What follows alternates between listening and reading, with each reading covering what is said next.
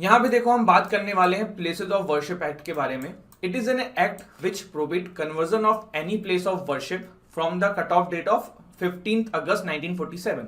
ये एक्ट है, ऐसा कहता है कि 15 अगस्त 1947 में जो भी सिचुएशन रही होगी वही सिचुएशन आगे भी रहेगी उस प्लेस ऑफ वर्शिप जगह की। ठीक है, समझ में आया? कोई दिक्कत? ये मैंने आपको एक दिन और भी बताया हुआ है, आप थोड़ा सा और इसको डिटेल में रिवाइज कर रहे हैं। अब इसमें देखो कुछ एग्जेम्पशन है। डिस्प्यूटेड साइट एट अयोध्या, वो इससे एग्जेम्प्ट करी गई थी इस एक्ट से। इसके अलावा इस एक्ट में और भी चीजें एग्जेम्प्टेड हैं, जैसे कि एनी प्लेस ऑफ वर्शिप जो कि एंशिएंट एंड हिस्टोरिकल मॉन्यूमेंट है या फिर आर्कियोलॉजिकल साइट है, और ancient monuments and archaeological sites remains act 1958 के थ्रू कवर होती है, उस पर भी ये एक्ट इंप्लीमेंट नहीं होगा। कोई भी ऐसा सूट जो डिस्पोज ऑफ हो चुका है, फाइनलाइज हो चुका है, तो अब आप ये नहीं कह सकते हो कि भैया ये डिस्प्यूट जो है ये फाइनलाइज किया था कोर्ट ने, बट अब ये तो एप्लीकेबल ही नहीं, जो कि ये एक्ट कुछ और कहता है, ऐसा नहीं है। अगर किसी कोर्ट ने कोई मैटर सेटल कर दिया है तो वो माना जाएगा। इसके अलावा कोई भी ऐसा डिस्प्यूट या फिर कोई भी इस तरीके के कन्वर्जन जो हुआ है जो इस एक्ट से पहले कर दिया गया है और वो क्वेश्चन में है, तो भी चीजें जो हैं उस पर सुनी जा सकती हैं। That is also exempted. Penalty देखो क्या है इसके एक्ट के थ्रू। सेक्शन 6 जो है इसकी पेनल्टी की बात करता है। The act prescribes a punishment of maximum 3 years imprisonment along with a fine for contravening the provision of the act. Criticism क्या है? The law has been challenged on the grounds that it bars judicial review, which is a basic feature of our constitution, imposes an arbitrary, irrational, retrospective cutoff date, and abridges the right to religion of Hindus, Jain, Buddhist, and Sikh, and of course Muslims also. सबका इसी में यहाँ पे जो है right to religion का right भी रोकता है। क्यों रोकता है? देखो सिंपल सी बात है ना। कहा यह जा रहा है कि भैया कोई जगह है, अब कल को वहां पे कुछ मंदिर निकल जाए, कुछ मस्जिद का इंपॉर्टेंट चीज निकल जाए, वहां पे पहले कुछ और था, तो अब आप उसको कन्वर्ट नहीं कर सकते, क्योंकि 15 अगस्त 1947 के समय पे जो उसकी स्थिति थी वही रहेगी, ऐसा एक्ट बोलता है। तो ये इसलिए क्रिटिसिज्म हो रहा है इसका। कुछ प्रोविजंस जान लेते हैं जो आपके एग्जाम में डायरेक्टली पूछे जा सकते हैं। तो सेक्शन 3 जो है इस प्रोविजन का वो बात करता है, in a full or part of place of worship of any religion denomination into a place of worship of a different religious denomination or even different segments of the same religious denomination। ये क्या है? This section act bars the conversion of this thing जो मैंने अभी पढ़ी है। Section 4 sub clause 1 जो है वो क्या कहता है कि भैया 15 अगस्त 1947 में जो सिचुएशन रही थी that situation should be prevail आगे भी। सेक्शन 4 सब क्लॉज 2 क्या कहता है? In says any suit or legal proceeding with respect to the conversion of the religious character of any place of existing on 15th August 1947 pending before any court in India shall abate and no fresh suit or legal proceeding shall be instituted। Section 5 क्या कहता है? ये राम जन्मभूमि के मामले को exempt करता है। Section 5 is very important, exam में पूछा जा सकता है, ध्यान रखना। है नहीं, प्लेस ऑफ वर्शिप एक्ट यहाँ भी कॉमन है, अगर क्वेश्चन आएगा तो वो भी बन सकता है, तो वो तो आपको पता ही है, सेक्शंस भी पता ही हैं। अब थोड़ा सा मथुरा वाली की कहानी जान लो। श्री कृष्ण जन्मभूमि जो है ना वो एक 13.39 एकर्स के आसपास के एरिया में पूरा फैला हुआ है, जहां पे काफी सारे हिंदू टेम्पल्स हैं। वहीं पे एक मस्जिद है जिसका नाम है शाही ईदगाह मस्जिद, ठीक है, which was built by the Mughal Emperor Aurangzeb in 1670 after demolishing the Keshavdas temple. और यही सारा मसला आके फंस जाता है। मुगल एम्परर औरंगजेब के द्वारा 1670 में एक शाही ईदगाह मस्जिद बनाया गया था केशवदास टेम्पल को विध्वंस करके, और अब जो है उसी के ऊपर पिटीशन फाइल हुई है। As per the petition, the petitioner have claimed that Shahi Idgah mosque was built after demolishing the part of Shri Krishna Janmabhoomi temple which was spread over 13.37 across of land। इसकी मतलब कहीं यहीं पे स्थित था। The petitioner have been demanding the removal of mosque and the return of the land for the temple। So far 9 cases have been filed in the Mathura court in the case of Shri Krishna Janmabhoomi and Shahi Eidgah dispute। One of the petitioner claimed that the mosque was built on the order of Aurangzeb back to 1669 to 70 on the 13.37 across Krishna Janmabhoomi land। अब देखो ना, यहाँ पे एक चीज तो है कि जो आपका औरंगजेब थे उनके समय में काफी सारे टेम्पल्स को तोड़ा गया था और मस्जिद बनाई गई थी, that is an separate thing. दूसरा, अब यहाँ पे जो क्वेश्चन है ना वो ये है कि क्या जो हुआ उसको लेके अब यहाँ पे इन चीजों को बवाल करना या फिर ऐसा मानना या फिर उस चीजों को लेके क्वेश्चंस उठाना, रेस करना सही है कि नहीं है। तो ये क्वेश्चंस हैं, लेट्स सी क्या होता है फ्यूचर में, लेकिन जो भी है आपके सामने है चीजें, ठीक है। तो ये था, आगे बढ़ते हैं। Sex as a work. यहाँ पे देखो क्या हुआ, सुप्रीम कोर्ट ने आर्टिकल 142 इज इन काफी ज्यादा न्यूज, अभी बहुत बार सुप्रीम कोर्ट ने आर्टिकल 142 का पिछले कुछ समय में यूज कर डाला है। तो आर्टिकल 142 का यूज करते हुए necessary for doing complete justice in any cause or matter pending before it, supreme court अब कुछ डिसीजंस देता है। अगर मैं इसको लेमन लैंग्वेज में कहूं तो supreme court extraordinary power use करते हुए जस्टिस सर्व करने के लिए आर्टिकल 142 का यूज करता है। 2020 के अंदर नेशनल ह्यूमन राइट कमीशन ने सेक्स वर्कर को एज ए इन्फॉर्मर वर्कर्स की कैटेगरी में इंक्लूड कर दिया था। सुप्रीम कोर्ट ने आर्टिकल 142 का जो यूज करते हुए सेक्स वर्क को एज ए प्रोफेशन की तरह कैटेगराइज किया है। साथ ही साथ काफी सारी गाइडलाइंस दी है जो लोगों को फॉलो करनी है, पुलिस को फॉलो करनी है, प्रशासन को फॉलो करनी है in the cases of prostitution या प्रोस्टिट्यूट्स। तो अब हम थोड़ा सा इस जजमेंट को सिंप्लीफाई करने की कोशिश करते हैं, समझने की कोशिश करते हैं। तो सबसे पहले देखो, क्रिमिनल लॉ जो है उसके ऊपर सुप्रीम कोर्ट ने कहा है कि भैया हर कोई इंडिया के अंदर इंटाइटल्ड है equal protection of law and criminal law must apply equally in all cases. ठीक है, अगर कोई सेक्स वर्कर है, वो अडल्ट है और अपने कंसेंट से पार्टिसिपेट कर रही है, police must refrain from interfering or taking any criminal action against her. और लॉट ऑफ हर मतलब, जैसे लॉट ऑफ हर तो गलत बोल दिया मैंने, हर मतलब कोई एक इंडिविजुअल की बात नहीं है, यहाँ पे जो भी इस फील्ड में इंक्लूडेड हों उन सभी के बारे में बात हो रही है। आर्टिकल 21 की हम बात करें, no person shall be deprived of his life और पर्सनल लिबर्टी। तो आर्टिकल 21 जो है हमारा, वो कहता है कि किसी पर्सन को उसकी जो पर्सनल लिबर्टी है वो आप डिप्राइव नहीं कर सकते हो। और सुप्रीम कोर्ट ने भी यहाँ पे बोला कि even sex workers has right to personal liberty, और आप जो है उसको डिप्राइव नहीं कर सकते हो। सुप्रीम कोर्ट ने ये भी बोला कि sex workers should not be arrested और पेनलाइज्ड और हैरेस्ड और विक्टिमाइज्ड, क्योंकि वो अपने कंसेंट से वो चीज कर रहे हैं, तो आप नहीं होते हैं कोई भी कि इस तरीके की चीजों में उनके साथ इस तरीके का दुर्व्यवहार किया जाए। अब जो चाइल्ड हैं सेक्स वर्कर्स के, उनके लिए भी एक प्रॉब्लम पहले क्या होती थी कि जब भी पहले प्रोस्टिट्यूशंस जो हब होते थे, ब्रॉथल्स होते थे, वहां पे जब रेड पड़ती थी तो जो भी चिल्ड्रंस होते थे तो ये माना जाता था कि इनको भी इस धंधे में लाने के लिए यहाँ पे रखा हुआ है। पर बहुत बार ना ऐसा होता है, काफी सारी डॉक्यूमेंट्रीज हैं यूट्यूब पे, आप देखिएगा कि सेक्स वर्कर्स के जो बच्चे होते हैं वो भी वहीं रह रहे होते हैं, तो फिर बहुत बार उनको उनकी माताओं से सेपरेट कर दिया जाता था। तो सुप्रीम कोर्ट ने भी काफी अच्छी गाइडलाइंस दी है। सबसे पहला कि should not be separated from mother mainly on the ground that she is in the sex state. दूसरा, if a minor is found living in a brothel with sex worker, it should not be presumed that the child was trafficked.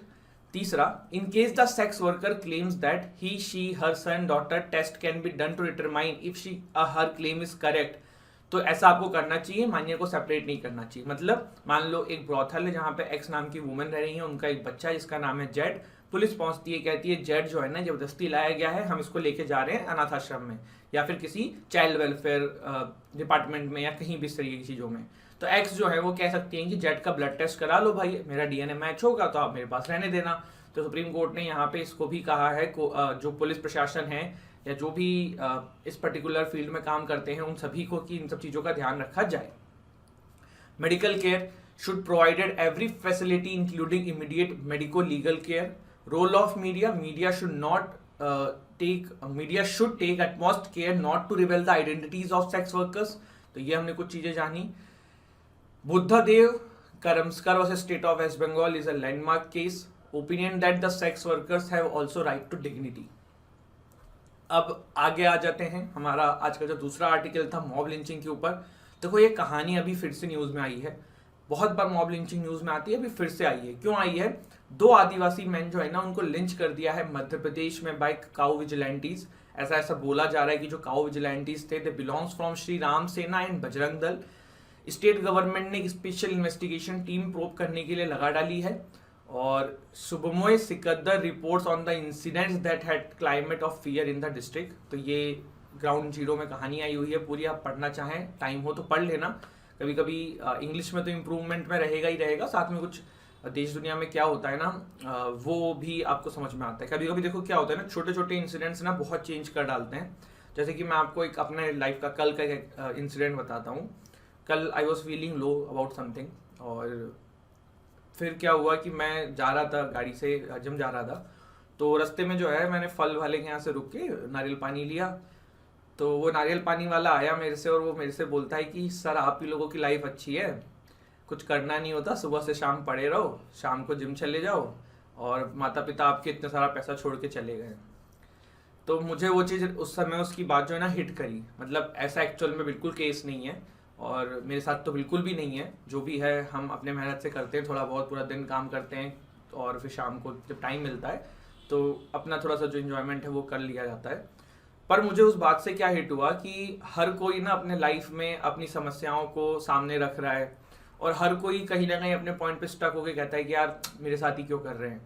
तो फिर मुझे लगा कि यार हर कोई को ना हम लोगों को जो मिला हुआ है, मैंने कल आपके साथ एक कोट भी शेयर किया था कि जो भी सिचुएशन है ना उसको एक्सेप्ट करो और डोंट क्रिटिसाइज कि यार अंबानी होते तो क्या होता। मतलब everybody wants to be Ambani, but उसकी भी अपनी लाइफ में प्रॉब्लम्स होगी। तो मेरे कहने का मतलब ये है ना कि हर चीज़ में ही होता है। जैसे पढ़ाई में कुछ लोग सोचते हैं कि यार मैं टॉपर होता या मैं उसके तरह होता, या वो फला फला बंदा बहुत तेज है मैं उसकी तरह होता।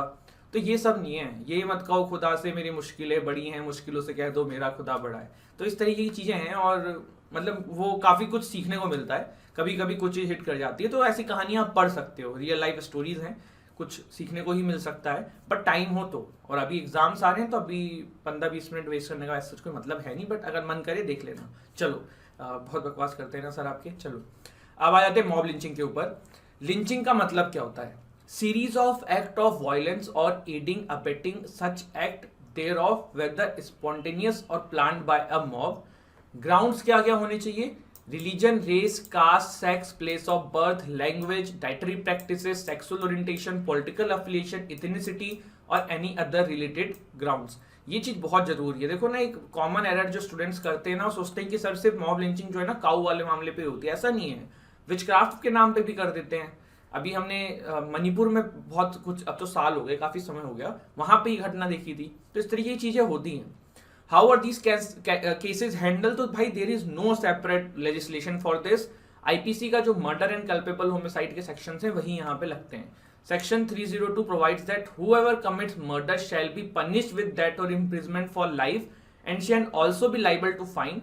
Offense of murder is a cognizable, non-bailable and non-compoundable offense. क्या होता है cognizable offence? Cognizable offence basically वो होते हैं जिसमें without warrant you can be arrested, heinous nature के ये होते हैं और मोस्टली ये केसेस नॉन बेलेबल होते हैं। नॉन बेलेबल का मतलब ये नहीं होता है कि आपको बेल नहीं मिल सकती है। इन केसेस का मतलब होता है बेल एज ए राइट नहीं होती है, आपको एज ए राइट बेल का अधिकार नहीं है।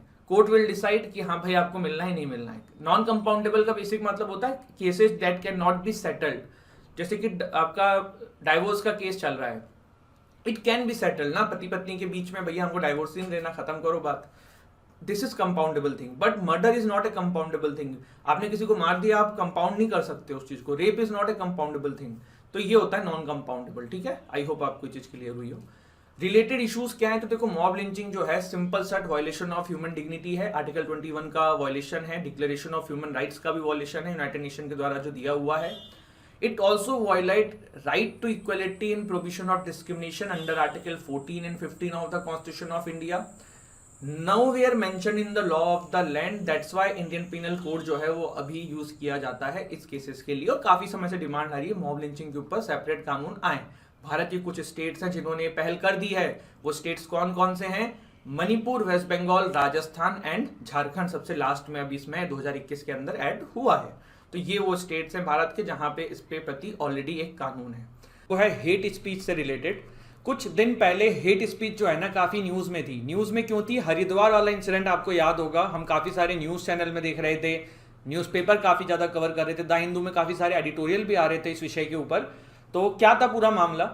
हरिद्वार वाला इंसिडेंट ना आपके एग्जाम में नहीं आएगा, उससे रिलेटेड कोई एडिटोरियल क्लैट में डाला जा सकता है और उस पर क्वेश्चन पूछ लिया जा सकता है, या एनालिसेट में उससे रिलेटेड कोई एडिटोरियल डाला जा सकता है और क्वेश्चन पूछा जा सकता है। But in the and question जो आएगा ना वो हेट स्पीच पे आएगा आपको। ठीक है, तो हेट स्पीच के बारे में थोड़ा सा जानते हैं। एज सच कोई लीगल डेफिनेशन नहीं है हेट स्पीच की, ये ध्यान रखिएगा। देयर इज नॉट कोई fix legal definition of hate speech.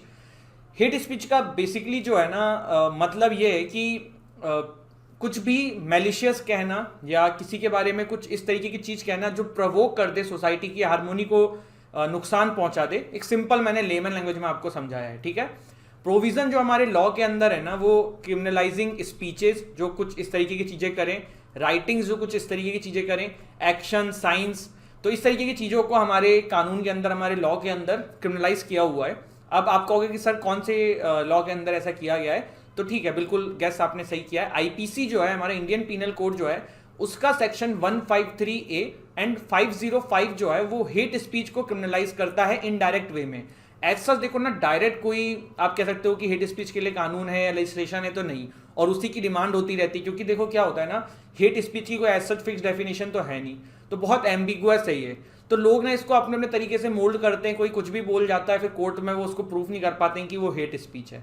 काफ़ी सारे हम पॉलिटिशियंस के बारे में ऐसा देखते हैं, हमने बड़ी बड़ी स्टेटमेंट सुनी हुई हैं, बट आज भी वो पॉलिटिशियन जो हैं वो इलेक्शन लड़ रहे हैं। तो अगर ऐसा कुछ प्रॉब्लम होता उनके स्पीच के अंदर जो कि एक्चुअल में था, बट उनको अभी तक कोई सजा नहीं मिली, तो ये अपने आप में दिखाता है कि कुछ प्रॉब्लम तो है इस लॉ के अंदर। तो देखिए सेक्शन 153 एंड 505 ऑफ आईपीसी जो है ना, वो हेट स्पीच से डील करता है। 153A क्या कहता है, promotion of enmity between different groups, और 505 ऑफ आईपीसी कहता है statement conducting to public mischief. मतलब अगर आप कुछ इस तरीके की चीजें करोगे जो डिफरेंट ग्रुप्स के अंदर लड़ाई करा दे, तो भी आप क्रिमिनल ऑफेंस में जाओगे, section 153A। And 505 of IPC कहता है कि कुछ इस तरीके का स्टेटमेंट आपके द्वारा जो पब्लिक मिसचीफ क्रिएट कर सकता है। अब देखो यहाँ पे डायरेक्टली कहीं हेट स्पीच की चर्चा नहीं है, ये एक भाई कानून है, चला आ रहा है, बना दिया गया है, और इसीलिए समय समय पे हेट स्पीच के लिए एक सख्त कानून की डिमांड जो है हम सुनते हैं कि होनी चाहिए। तो ये पहला हमारा टॉपिक था। कोई डाउट इसमें किसी को?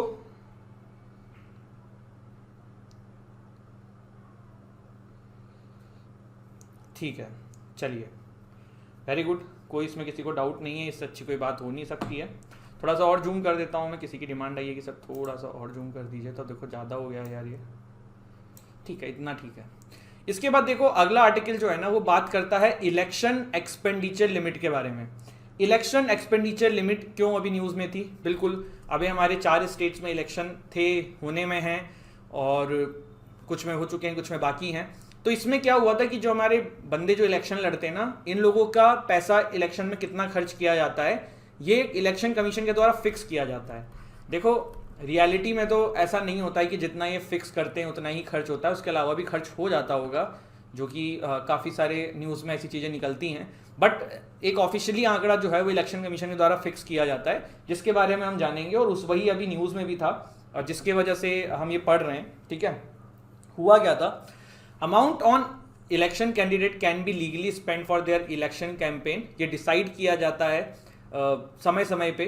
Section 77 of representation of people act 1951 जो है आपका, वो ये कहता है कि हर कैंडिडेट को जो इलेक्शन लड़ रहा है उसको सेपरेट एंड करेक्ट अकाउंट, जो उसने अपना टोटल एक्सपेंडिचर खर्च किया है इलेक्शन कैंपेन के ऊपर, वो सबमिट करना होगा, डिक्लेयर करना होगा, और अगर वो ऐसा नहीं करता है तो फिर ये गलत है, ये ऑफेंस है। All candidates are required to submit their expenditure statement to Election Commission of India within 30 days of the completion of the election। जैसे आज मान लो इलेक्शन कंप्लीट होता है, तो इसके 30 दिन के अंदर जो है हर कैंडिडेट को अपना डेटा जो है वो इलेक्शन कमीशन के सामने रखना है कि भैया हमने इतने रुपए खर्च किए हैं। देखो ऐसा इसलिए भी किया जाता है ना कि हमारा जो एक सिंपल प्रिंसिपल है, या जूरिस्प्रूडेंस का नेचुरल जस्टिस का जो कॉन्सेप्ट कहता है कि एवरीवन शुड बी इक्वल, है ना। तो अब ऐसा नहीं कि कोई बहुत अमीर है तो बहुत पैसे खर्च कर रहा है, कोई ज़्यादा अमीर नहीं है तो बहुत पैसे नहीं खर्च कर पा रहा है। लेकिन देखो एक्चुअल होता ऐसा नहीं है, रियलिटी में तो यही हो रहा है कि जहाँ पे ज़्यादा पैसा है वो ज़्यादा खर्च करते हैं। लेकिन ये कोशिश ये करी गई थी कि एक एक्सपेंडिचर फिक्स कर दिया जाए, जिससे कि हर कोई कैंडिडेट जो है उससे ज़्यादा अमाउंट पैसे का खर्च ना कर पाए। तो ये सारी चीज़ें हैं। अगर आप इस तरीके की चीज़ें सबमिट नहीं कर पाते हो, आपने क्या खर्चा किया या गलत सबमिट करते हो, तो आप डिस्क्वालीफाई हो सकते हो, और अप टू 3 ईयर्स की आपकी जो है सजा भी हो सकती है अंडर 10A ऑफ RPA 1951। सजा से मेरा मतलब है आप 3 साल के लिए डिस्क्वालीफाई कम से कम हो सकते हो। ठीक है, इसके बाद अभी क्यों न्यूज़ में था ये सर? आप बोलोगे सर ये तो पहले की बात थी, तो पहले की बात तो थी इलेक्शन के साथ, वो भी न्यूज़ में रहनी ही चाहिए थी। अभी इसमें कुछ चेंज जो है वो करी गए थे, इसकी वजह से ये कानून, ये बात जो है ये न्यूज़ में रहता था। ये इवेंट, कानून is not the correct term, ये मसला जो है वो न्यूज़ में था। पहली चीज इसमें जो चेंज करी गई थी वो करी गई थी एक्सपेंडिचर लिमिट जो है कैंडिडेट्स का फॉर लोकसभा कॉन्स्टिट्यूएंसीज, वो इंक्रीज कर दिया गया था। फिर से मैं बोल रहा हूँ लोकसभा कॉन्स्टिट्यूएंसीज, यहाँ पे विधानसभा की बात नहीं है, लोकसभा कॉन्स्टिट्यूएंसीज की बात हो रही है।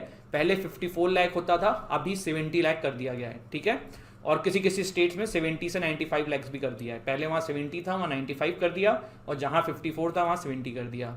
असेंबली कॉन्स्टिट्यूएंसीज के अंदर 20 लाख था पहले, कहीं कहीं पे वहाँ 28 लाख कर दिया गया, और 28 लाख था जहाँ पे, वहाँ पे 40 लाख तक कर दिया गया। स्टेट्स की संख्या पे डिपेंड करता है। इसके बाद 40 lakh would apply in Uttar Pradesh. कहाँ कहाँ पे 40 लाख वाला कॉन्सेप्ट था? उत्तर प्रदेश, उत्तराखंड, पंजाब, और 28 लाख का कॉन्सेप्ट था गोवा एंड मणिपुर में। ठीक है, देखो वही बात है ना, जहाँ पे लार्ज संख्या है तो वहाँ पे ऑफकोर्स पैसा ज़्यादा खर्च होगा, और जहाँ पे संख्या थोड़ी कम है पॉपुलेशन की, वहाँ पैसा कम खर्च होना चाहिए। ठीक है, तो इतना में किसी को कोई डाउट? ठीक है, आप लोग अपने डाउट जो है ना वो कमेंट सेक्शन में डाल सकते हैं, मैं देखते से आपसे पूछ लूँगा। और आप लोग इस सेशन को देखिएगा अगर आप क्लैट के एस्पिरेंट हैं, क्लैट आपको देना है, क्योंकि I will try to cover most of जितना भी टॉपिक्स आपके क्लैट के एग्जाम में आ सकता है। और हर टॉपिक से देखो क्वेश्चन सेम यही बनते हैं। जैसे मान लो अभी उन्होंने पैराग्राफ उठा के डाल ही दिया रिप्रेजेंटेशन ऑफ पीपल एक्ट से रिलेटेड कोई, उसमें क्वेश्चन इससे ज़्यादा नहीं बन सकता है। जैसे अगर ये डेट वाले इस पे आ गया तो बात ये ना कि हम लोग कंफ्यूज हो जाते हैं कि सर जीके में तो अब पैराग्राफ वाला सिस्टम है, क्लैट में हम कैसे करें, क्या करें। तो एक बहुत सिंपल सी बात है, आप इस चीज़ को समझ लीजिए कि पैराग्राफ वाली चीज़ तो है, लेकिन जीके आप बिना पैराग्राफ को टच करे भी सॉल्व कर सकते हो अगर आपको वो कॉन्सेप्ट पता हो। तो यही बात है, आप मेन जो क्वेश्चंस बनते हैं ना वो इन्हीं सबसे बनते हैं। पैराग्राफ तो हिंदू में इतने एडिटोरियल्स निकलते हैं, इंडियन एक्सप्रेस में इतने एडिटोरियल निकलते हैं, बिजनेस टुडे में इतने निकलते हैं कि कोई भी डाल दें, वो बड़ा बड़ा पेज का डाल दें। तो जीके जो है ना वो अभी भी कम समय लेगी और ज़्यादा स्कोरिंग आप लोगों के लिए हो सकती है, एक सिलेक्शन के लिए एक बहुत बड़ा रोल अदा कर सकती है। तो अच्छे से करिए इसे, ठीक है। इसके बाद article 348, article 348 was in news. क्यों न्यूज़ में था ये? देखिए, division bench of Gujarat high court ने ना रिसेंटली एक जर्नलिस्ट से कहा जो कंटेम्प्ट ऑफ कोर्ट की प्रोसीडिंग फेस कर रहे थे कि भैया आप सिर्फ इंग्लिश में बोलिए। ठीक है, तो अब मामला ये आगे, क्या गुजरात हाई कोर्ट ऐसा कह सकती है कि भैया हिंदी में नहीं इंग्लिश में बोलो? तो फिर चीज़ें जब आई सामने और हम लोग जब कॉन्सेप्ट देखें कॉन्स्टिट्यूशन में क्या कहता है, तो कॉन्स्टिट्यूशन का आर्टिकल 348 इससे डील करता है।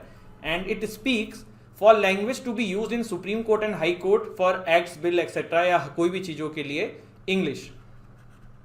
ठीक है, आर्टिकल 348(1) जो है वो यहाँ पे ये कहता है कि हर सुप्रीम कोर्ट, हाई कोर्ट की जो लैंग्वेज है वो इंग्लिश होनी चाहिए अनटिल कोई पार्लियामेंट उस स्टेट के लिए अलग से कोई लॉ लेके आती है, या फिर पूरे देश के लिए कोई अलग से लॉ लेके आती है इस प्रबंध में कि भाई ये लैंग्वेज भी सुप्रीम कोर्ट में हो सकती है।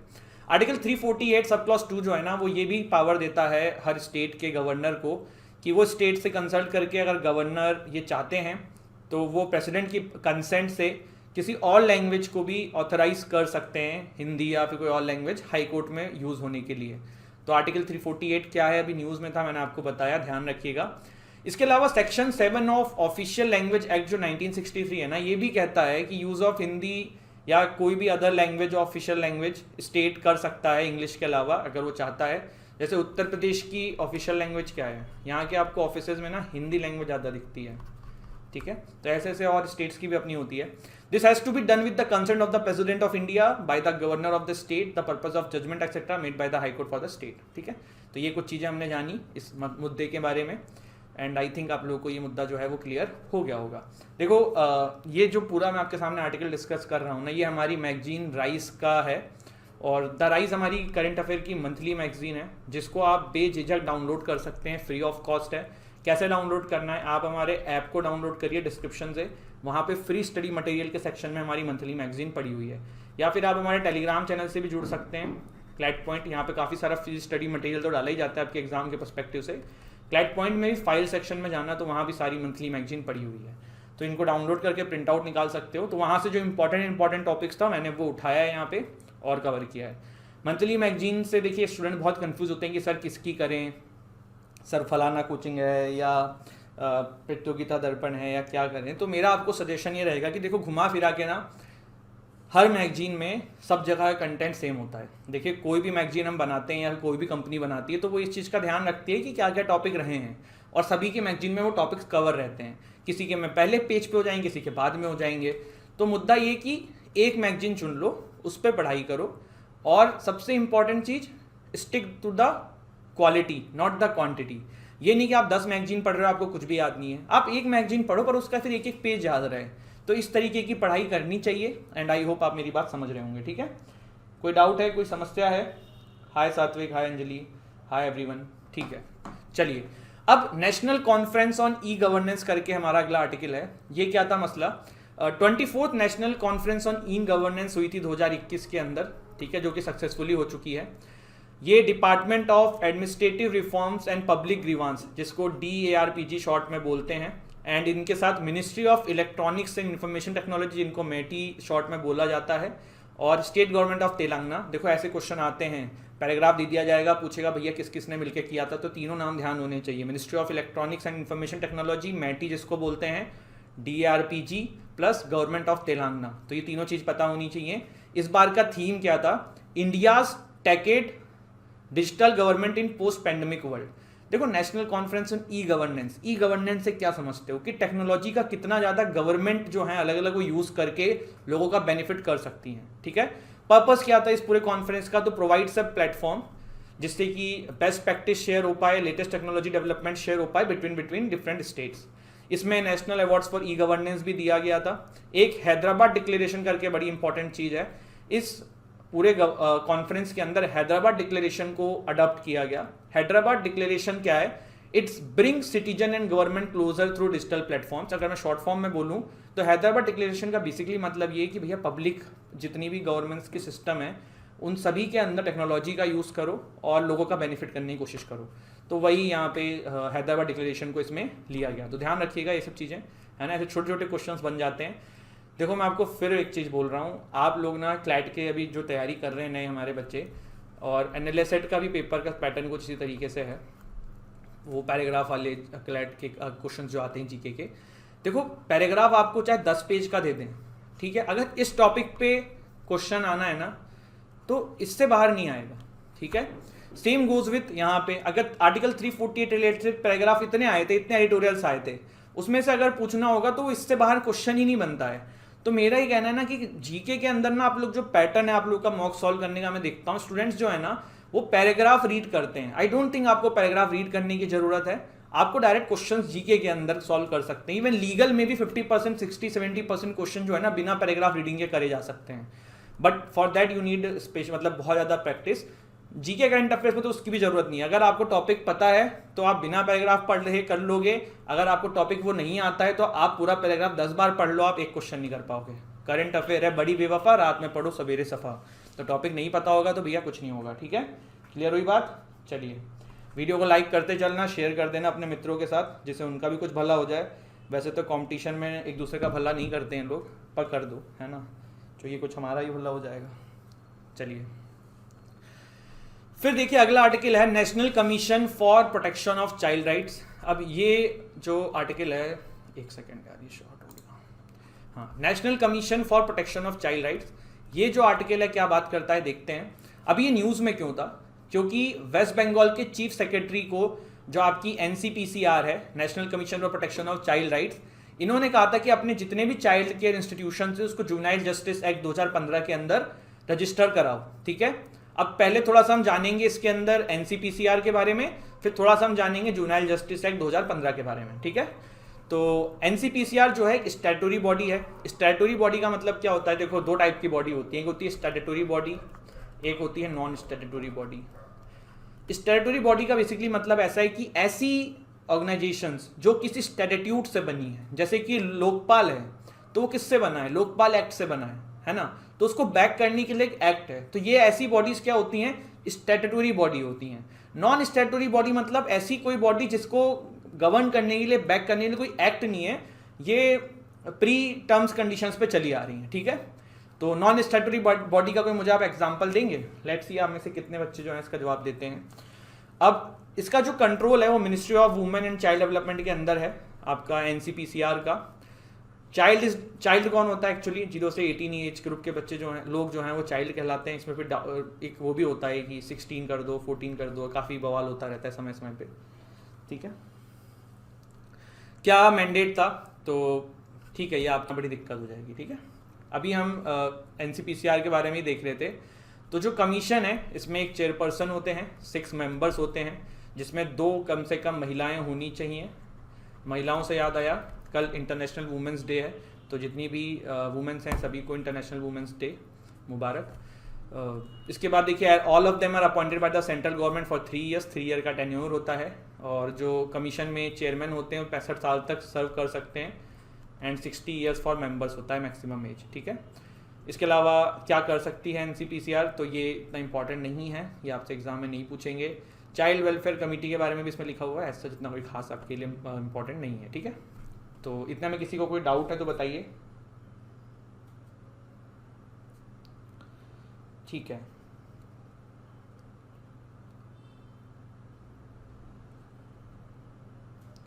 चलिए, किसी को कोई डाउट नहीं है, ये बड़ी अच्छी बात है, पर डाउट ना होना भी अपने आप में चिंता का विषय होना चाहिए, है ना। पर अब सब बोलोगे कि सर फिर डाउट होगा तो फिर आपके पढ़ाने का क्या फ़ायदा, है ना। चलिए, अगला आर्टिकल जो है वो बात करता है लोक अदालत के बारे में। क्या है ये लोक अदालत, क्यों थी ये न्यूज़ में? तो देखिए, नेशनल लीगल सर्विस अथॉरिटी जो है उन्होंने डिसाइड किया था कि जो नेशनल लोक अदालत का कंट्रीब्यूशन है हमारे देश के लिए वो काफ़ी ज़्यादा है और इसको लोगों तक पहुंचाने की ज़रूरत है, और लोक अदालत को लोगों तक और इसकी इम्पोर्टेंस एंड लोक अदालत का यूज़ करने का जो जागरूकता है वो लोगों तक फैलाने की ज़रूरत है। लोक अदालत होती क्या है बेसिकली? देखो, ये अल्टरनेटिव डिस्प्यूट मैकेनिज्म है।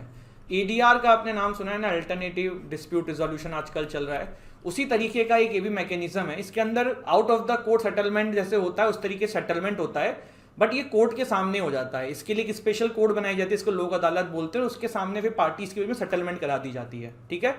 तो लोक अदालत को पीपल्स कोड बोलते हैं, गांधी जी के प्रिंसिपल्स पे ये बनाई जाती हैं। अल्टरनेटिव डिस्प्यूट रिड्रेसल मैकेनिज्म है, ये एक फोरम है जहां पे आप प्री लिटिगेशन स्टेज के अंदर चीज़ों को सेटल कर सकते हो। पहला लोक अदालत का कैंप हमारे देश में बना था 1982 के अंदर, और स्टेटूटरी स्टेटस इसको मिला है लीगल सर्विस अथॉरिटी एक्ट 1987 से। मैंने आपको तभी थोड़ी देर पहले ही बताया कि कौन सी बॉडी स्टैट्यूटरी बॉडी होती है जो किसी एक्ट के थ्रू बैक करी जाती है। लोक अदालत को कौन सा एक्ट बैक करता है? Legal service authority act 1987। देखो क्या है लोक अदालत का पर्पस, मैं आपको बता देता हूँ। जैसे ये भाई ए है, ये बी है, ए और बी ना दोनों भाई बिजनेसमैन थे, और इनका जो है 5,000 रुपये का आपस में कोई प्रॉब्लम का केस चल रहा है, ठीक है। ये काफ़ी समय से कोर्ट में पड़ा हुआ है, मामला सुलझ नहीं रहा है। ए और बी जो है हाइपोथेटिकल एग्जांपल है, लोक अदालत पहुंचे, लोक अदालत ने भाई इन दोनों का मैटर कहा, यार सॉल्व कर लो, क्या इतने दिन से बवाल कर रहे हो कोर्ट में, बीच में आ जाओ, 4,000 रुपये ए तुम बी को दे दो, बात खत्म। बी मान गया, ए मान गया, बात खत्म, केस रिजॉल्व। तो ये जो बेसिक है ना लोक अदालत का पर्पज़ होता है, और इस तरीके की चीज़ें इसमें होती हैं, ठीक है। ऑर्गेनाइजेशन जो है ये state district legal service authority के द्वारा बनाया जाता है। सुप्रीम कोर्ट, हाई कोर्ट और तालिका लीगल सर्विस कमेटी जो है वो लोक अदालत ऑर्गेनाइज करती है समय समय पे अलग अलग जगहों पे। इसके अंदर जो है एक जुडिशियल ऑफिसर होता है, एक इसका चेयरमैन होता है जो कि एक लॉयर होगा, एंड ए सोशल वर्कर होता है इसका as a member. National legal service authority जो है वो अलग अलग लीगल सर्विस इंस्टीट्यूशन के साथ मिलकर लोक अदालत करती है। अलग अलग लीगल सर्विस इंस्टीट्यूशंस का मतलब ही कि देखो स्टेट की अपनी होती है और नेशनल जो है पूरे देश वाली है, तो वो अलग अलग स्टेट्स के साथ मिलके ये लोक अदालत जो है बनवाती हैं और इस पे चीज़ें सॉल्व करी जाती हैं। लीगल सर्विस अथॉरिटी एक्ट 1987 जो है वो 2002 में अमेंड किया गया था, और उस समय पहले देखो टेम्परेरी लोक अदालत की बात थी, फिर परमानेंट लोक अदालत का भी कॉन्सेप्ट लाया गया यहाँ से, ठीक है। जो डिसीजन ऑफ द लोक अदालत होता है guys, it is kind of binding to the parties, and आप इसके अगेंस्ट में अपील नहीं कर सकते हो कि भैया लोक अदालत में ये हुआ था, मुझे पसंद नहीं आया, मैं अपील करने जा रहा हूँ। ये सिविल कोर्ट के इक्विवेलेंट पावर जो है वो एंजॉय करते हैं, फांसी नहीं दे सकते हैं, सिविल कोर्ट के इक्विवेलेंट करते हैं।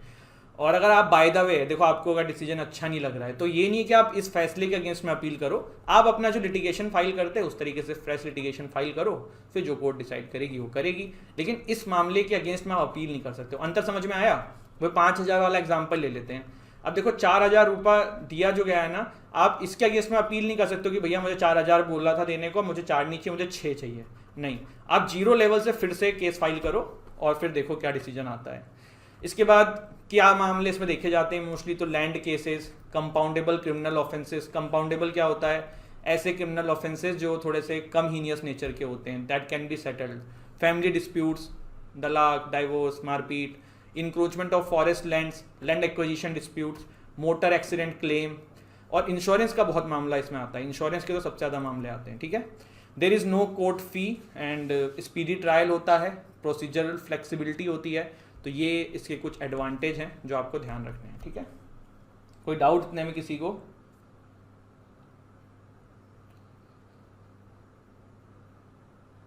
ठीक है, very good.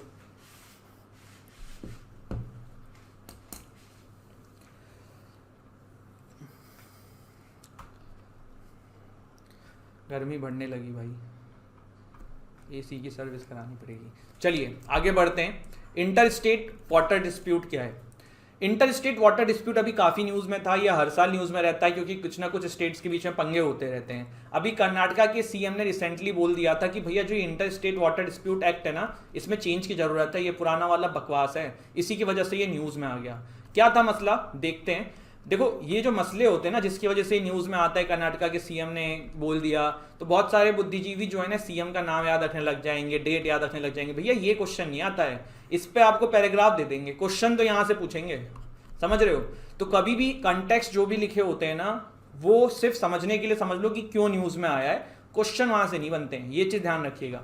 Article 262 provides for the adjudication of inter state water dispute. जो भी इंटर स्टेट वाटर डिस्प्यूट होते हैं उसका आर्टिकल 262 जो है वो एडजुडिकेशन प्रोवाइड करता है।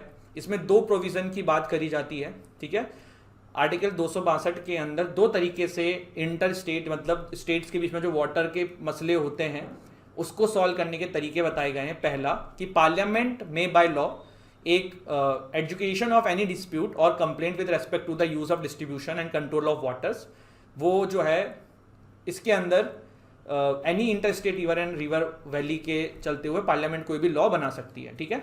इसके अलावा पार्लियामेंट में also provide neither the supreme court nor any other court is exercise जुडिक्शन respect of any such dispute और कंप्लेंट। मतलब अगर पार्लियामेंट ने मान लो कोई ए स्टेट और बी स्टेट इसके लिए कोई कानून बना दिया वाटर को देखने के लिए, तो वो ये भी कह सकती है कि इसमें सुप्रीम कोर्ट और स्टेट की जो हाई कोर्ट है वो इंटरफेयर नहीं कर सकती। ये सारा पावर आर्टिकल 262 में दिया हुआ है। इसी प्रोविजन के तहत ना सेंट्रल गवर्नमेंट ने रिवर बोर्ड एक्ट 1956 लाया था और inter state water dispute act 1956 लाया था। देखो जब भी एक्ट याद किया करो, आप लोग लॉ एस्पिरेंट हो, आप लोगों ने क्लैट का एग्जाम देना है, आप लोगों से ये ईयर पूछे जा सकते हैं। तो कभी भी कोई एक्ट याद करो ना तो किस ईयर में आया था वो भी याद रखना है। ऐसा नहीं कि बस याद है inter state water dispute act, भैया ये तो सबको पता होगा ना। आपको याद रखना है inter state water dispute act 1956, river board act 1956, इस तरीके से आपको नॉलेज होनी चाहिए। इसके बाद रिवर बोर्ड एक्ट जो है वो स्टैब्लिशमेंट ऑफ रिवर बोर्ड्स की बात करता है on the request of the state government concern.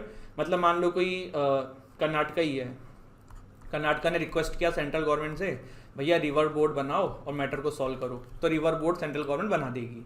Inter state water dispute act है वो क्या कहता है, वो एडहॉक ट्रिब्यूनल बनाने की बात करता है एडजुडिकेशन के लिए, और ट्रिब्यूनल का जो डिसीजन होता है वो फाइनल एंड बाइंडिंग होता है।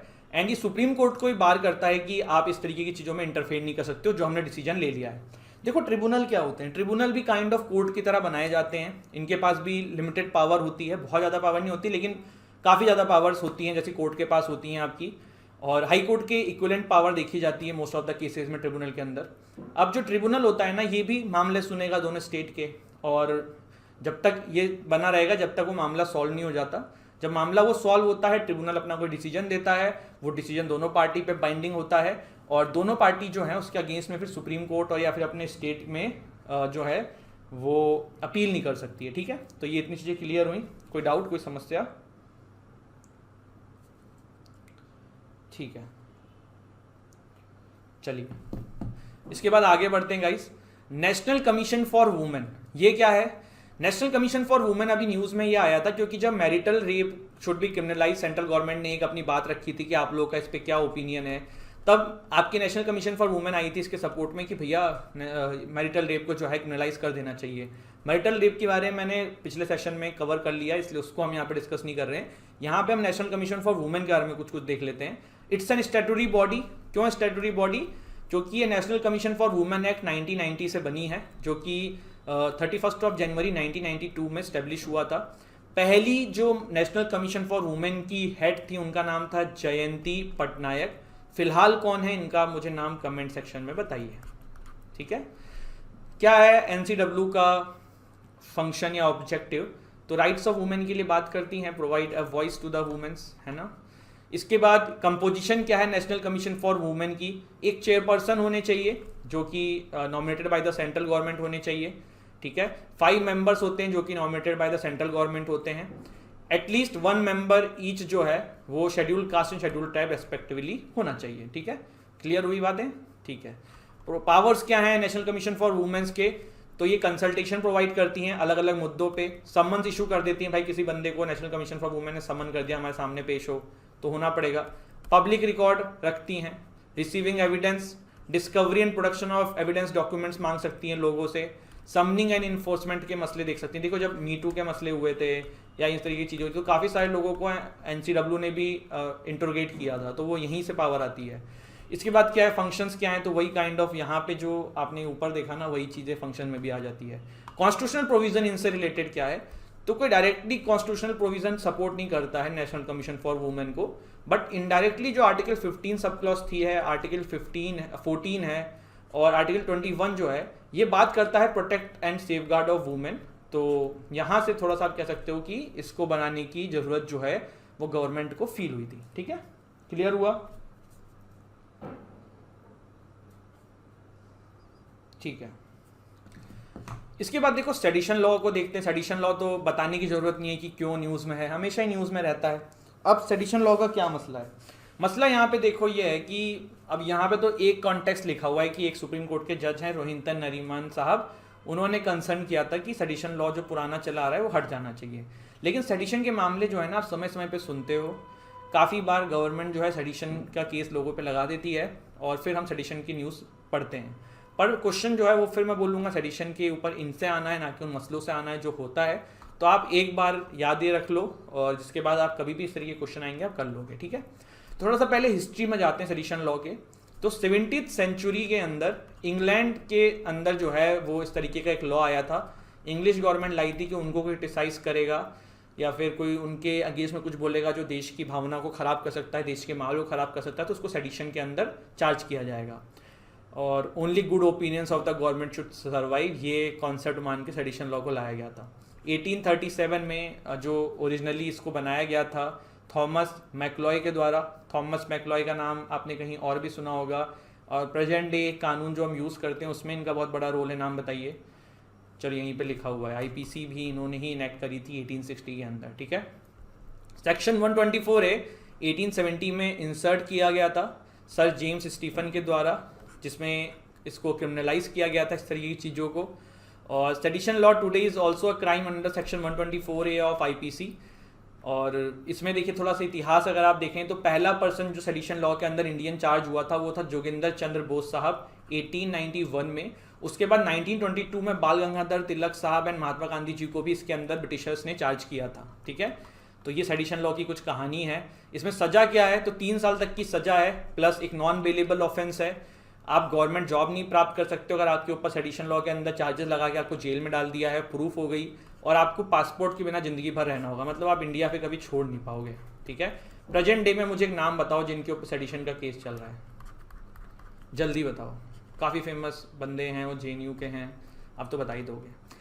सुप्रीम कोर्ट के इस पे कुछ वर्डिक्ट्स आए हुए हैं पास्ट में। क्या है, एक तो केस था Kedarnath Singh versus state of Bihar case 1962। तो इसमें सुप्रीम कोर्ट ने कहा था कि कुछ ऐसी बातें जो सरकार के अगेंस्ट में हो लेकिन पब्लिक डिसऑर्डर नहीं कर रही हैं, वायलेंस नहीं कर रही हैं, तो यार आप उसको फिर सेडिशन में नहीं लाओगे। ठीक है, Balwant Singh versus state of Punjab में कहा गया था कि खालिस्तान जिंदाबाद के नारे लगाना ही does not amount to sedition. देखो क्या है ना, ये सेडिशन लॉ पे क्यों इतना क्रिटिसिज्म होता रहता है या चर्चा में रहती है, समय समय पे ना सेडिशन लॉ को सरकारें जो हैं वो बहुत सारी सरकारें हैं, कोई एक गवर्नमेंट की बात नहीं है, ये आज से नहीं है, 1947 से ही चला आ रहा है। सरकारें जो है ना इसको अपने हिसाब से यूज़ कर लेती हैं। अब देखो कोई एज सच फिक्स डेफिनेशन तो है नहीं कि व्हाट इज सेडिशन, तो फिर क्या होता है ना कि उस लूप होल के अंदर किसी पे भी लग जाता है सेडिशन का लॉ। और जब हमारा कॉन्स्टिट्यूएंट असेंबली में बात चल रही थी ना सेडिशन लॉ को आगे बढ़ाने के लिए, तो मैंने कहीं पढ़ा है, ये एक्चुअली मुझे बुक का नाम याद नहीं आ रहा, कि सेडिशन लॉ को इम्प्लीमेंट करने के लिए ना काफ़ी ज़्यादा बवाल हुआ था हमारी कॉन्स्टिट्यूएंट असेंबली में, जब हमारे कॉन्स्टिट्यूशंस मेकर इसको लाने की सोच रहे थे। क्योंकि एक जो इस पर बहुत सिंपल बात थी ना कि सेडिशन लॉ की ज़रूरत थी ब्रिटिशर्स को अगेंस्ट द इंडियंस, जब हमारा देश किसी के अंडर में था। जब हम आज़ाद हो गए हैं तब भी हमें इस तरीके की लॉ की क्यों ज़रूरत है, जब सभी को आज़ादी है बोलने की। ब्रिटिशर्स तो चलो ठीक है बाहर के थे, उन्होंने लगा दिया आपको चुप रखने के लिए, पर अब देश आज़ाद हो चुका है तब भी ऐसी क्यों ज़रूरत है। इस पर लोगों के अपने अपने ओपिनियंस आते हैं, कोई कहता है ज़रूरी है, कोई कहता है नहीं ज़रूरी है। लेट्स सी क्या होता है इसमें आके, है ना। फिर देखो क्या है, एंटी डिफेक्शन लॉ इज़ हमारा लास्ट टॉपिक आज का जिसको हम देखेंगे। एंटी डिफेक्शन लॉ अभी न्यूज़ में था क्योंकि बहुजन समाज पार्टी की चीफ जो है मायावती जी, उन्होंने कहा कि there should be more stringent punishment for anti defection law. और क्योंकि पॉलिटिशियंस जो है ना इसको बहुत ज़्यादा मिसयूज़ करते हैं। देखो एंटी डिफेक्शन लॉ के लिए ना एक कहावत थी, आया राम गयाराम, ये कहानी है, थोड़ा सा समझ लो, वैसे तो एग्जाम में नहीं आनी है पर जान लो। आई थिंक 70s 80s की बात है, मुझे एग्जैक्ट ईयर अभी याद नहीं आ रहा है। हरियाणा के ये पॉलिटिशियन थे, तो इन्होंने क्या किया ना, 5 दिन के अंदर 10 पॉलिटिकल पार्टी बदली। पहले इस पार्टी में, फिर अगले दिन उस पार्टी में, फिर अगले दिन पता पड़ता है उस पार्टी से वापस इस पार्टी में, फिर पता पड़ता है इस पार्टी से उस पार्टी। मतलब इन्होंने 5 दिन के अंदर निकाला। थोड़ा सा आप गूगल पर डालना आयराम गयाराम तो आप पढ़ोगे। तो इनके ऊपर ये पूरी एंटी डिफेक्शन लॉ की कहानी जो है ना, याद करने का तरीका होता है। तो ये 1985 में आया था, मतलब इसी के आसपास, 80s के आसपास की बात है ये। Through 52nd constitutional amendment act और 10th schedule of the constitution में इसको डाला गया था। It was framed in 1985 with the intent of combating the evil politician defection. मतलब देखो होता क्या था ना, इलेक्शन लड़ लिया आपने भैया, के पार्टी से इलेक्शन लड़ा, जाके आप सी पार्टी में मिल गए, तो ऐसे थोड़ा चलेगा। फिर तो उस पॉलिटिकल पार्टी का क्या मतलब जिसने आपको इतना ट्रस्ट किया, इतना पैसा लगाया, और जब आपको वोटिंग में ज़रूरत है तो आप बिक गए। होता क्या था ना, पैसे उसे खरीद लिए जाते थे। तो फिर क्या है, अब डिस्क्वालिफिकेशन जो है ना एंटी डिफेक्शन लॉ के अंदर प्रोवाइड किया जाता है कि अगर कुछ इस चीज़ों पे लोगों ने इस तरीके की चीज़ें करी पॉलिटिशियंस ने, तो दे विल बी डिस्क्वालीफाइड। अब क्या क्या तरीके हैं डिस्क्वालिफिकेशन के, तो voluntary give up his membership, पहला पॉलिटिकल पार्टी में अगर वो वॉलेंट्री गिव अप कर देता है अपनी मेंबरशिप तो डिस्क्वालीफाइड हो जाता है।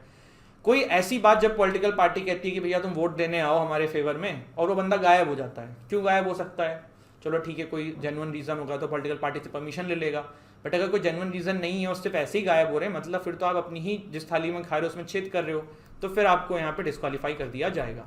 इसके अलावा 15 दिन पहले अगर आप परमिशन ले लेते हो गायब होने की पॉलिटिकल पार्टी से, तो फिर आप बच जाओगे, ठीक है। इंडिपेंडेंटली इलेक्टेड जो होता है ना, निर्दलीय इलेक्टेड मेंबर जो होते हैं, वो कोई पॉलिटिकल पार्टी ज्वाइन कर लें तो भी प्रॉब्लम है। कोई भी नॉमिनेटेड मेंबर जो है वो एनी पॉलिटिकल पार्टी ज्वाइन कर ले after the expiry of 6 month तो भी दिक्कत है, ठीक है। अब देखो एक्सेप्शंस भी हैं कुछ इसके। एक्सेप्शंस क्या है ना, एक बड़ा अच्छा एक्सेप्शन है जो काफ़ी न्यूज़ में रहता है, और ये रिसेंटली किया भी गया है हमारी सरकारों के द्वारा।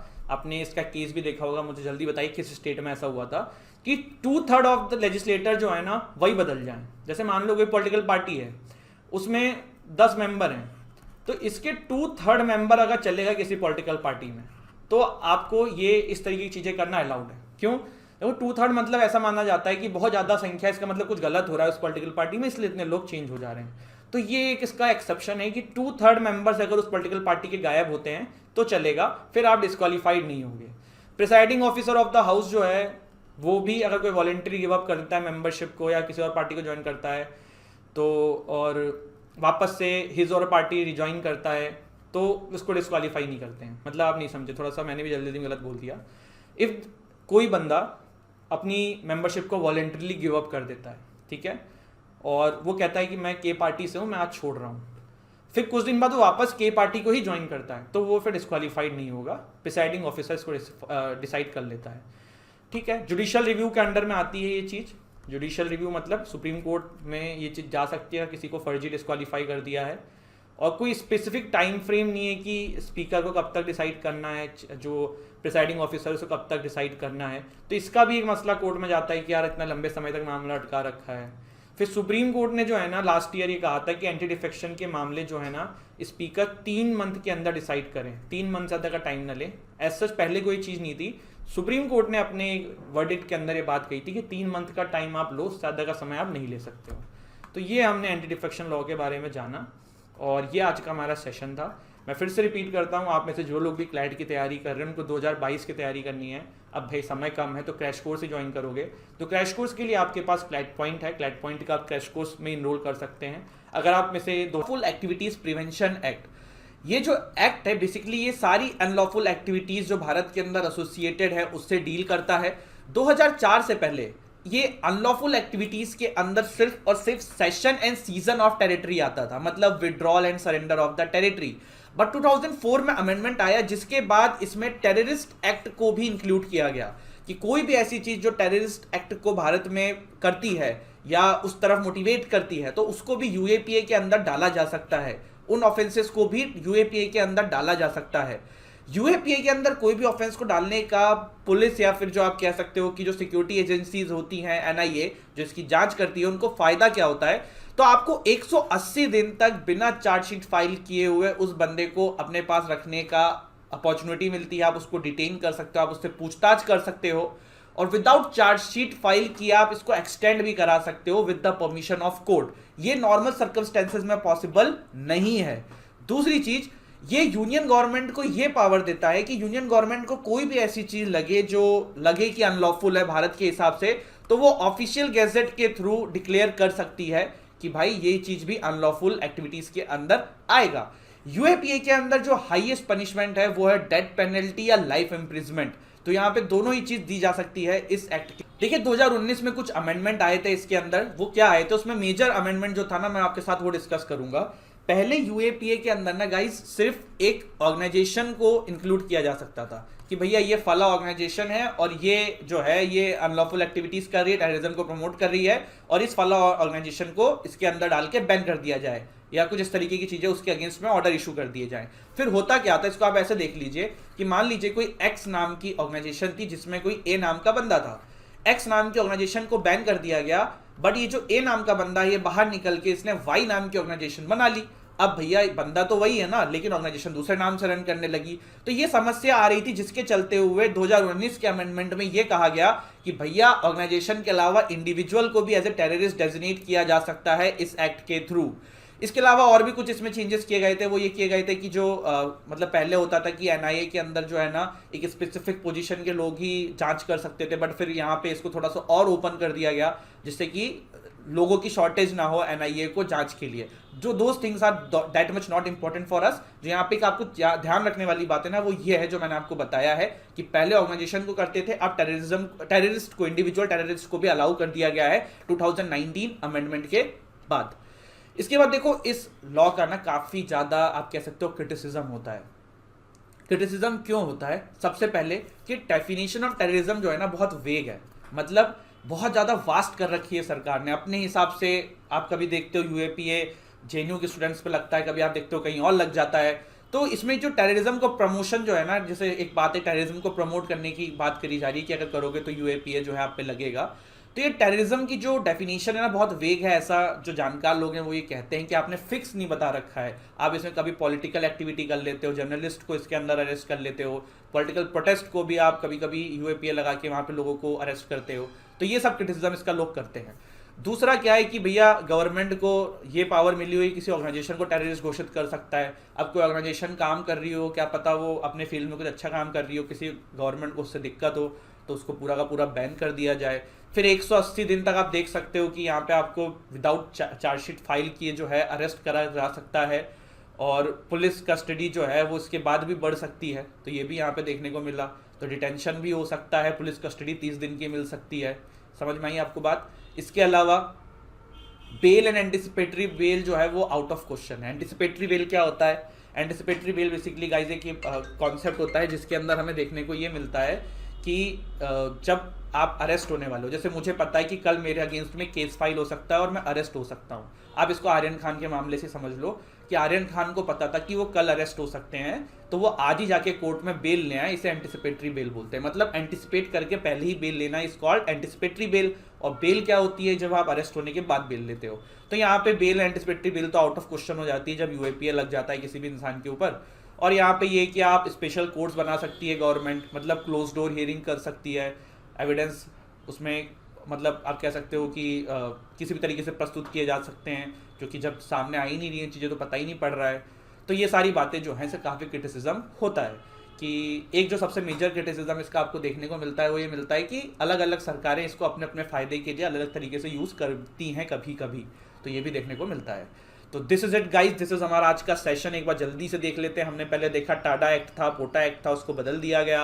फिर हमने इस एक्ट के बारे में देखा, फिर हमने इसकी कुछ क्रिटिसिज्म देखे। और फिर से मैं बोलूँगा अगर आप हमारे कोर्सेज में इनरोल करना चाहें तो डिस्क्रिप्शन से हमारी ऐप डाउनलोड करिए, जाके कोर्सेज को परचेज करिए और हमारे टेलीग्राम चैनल से जुड़ जाइए सेशन के पीडीएफ के लिए। Thank you so much. जय हिंद। क्या हुआ है, जम्मू एंड कश्मीर के लिए डिलिमिटेशन कमीशन बैठाई गई थी, पर यहाँ पे मैं आऊँ ना इससे पहले थोड़ा सा आपको डिलिमिटेशन के बारे में बताना चाहता हूँ। बहुत बेसिक से लेके हम चलेंगे इसे, और जिससे कि आपको समझने में थोड़ा सा आसान हो।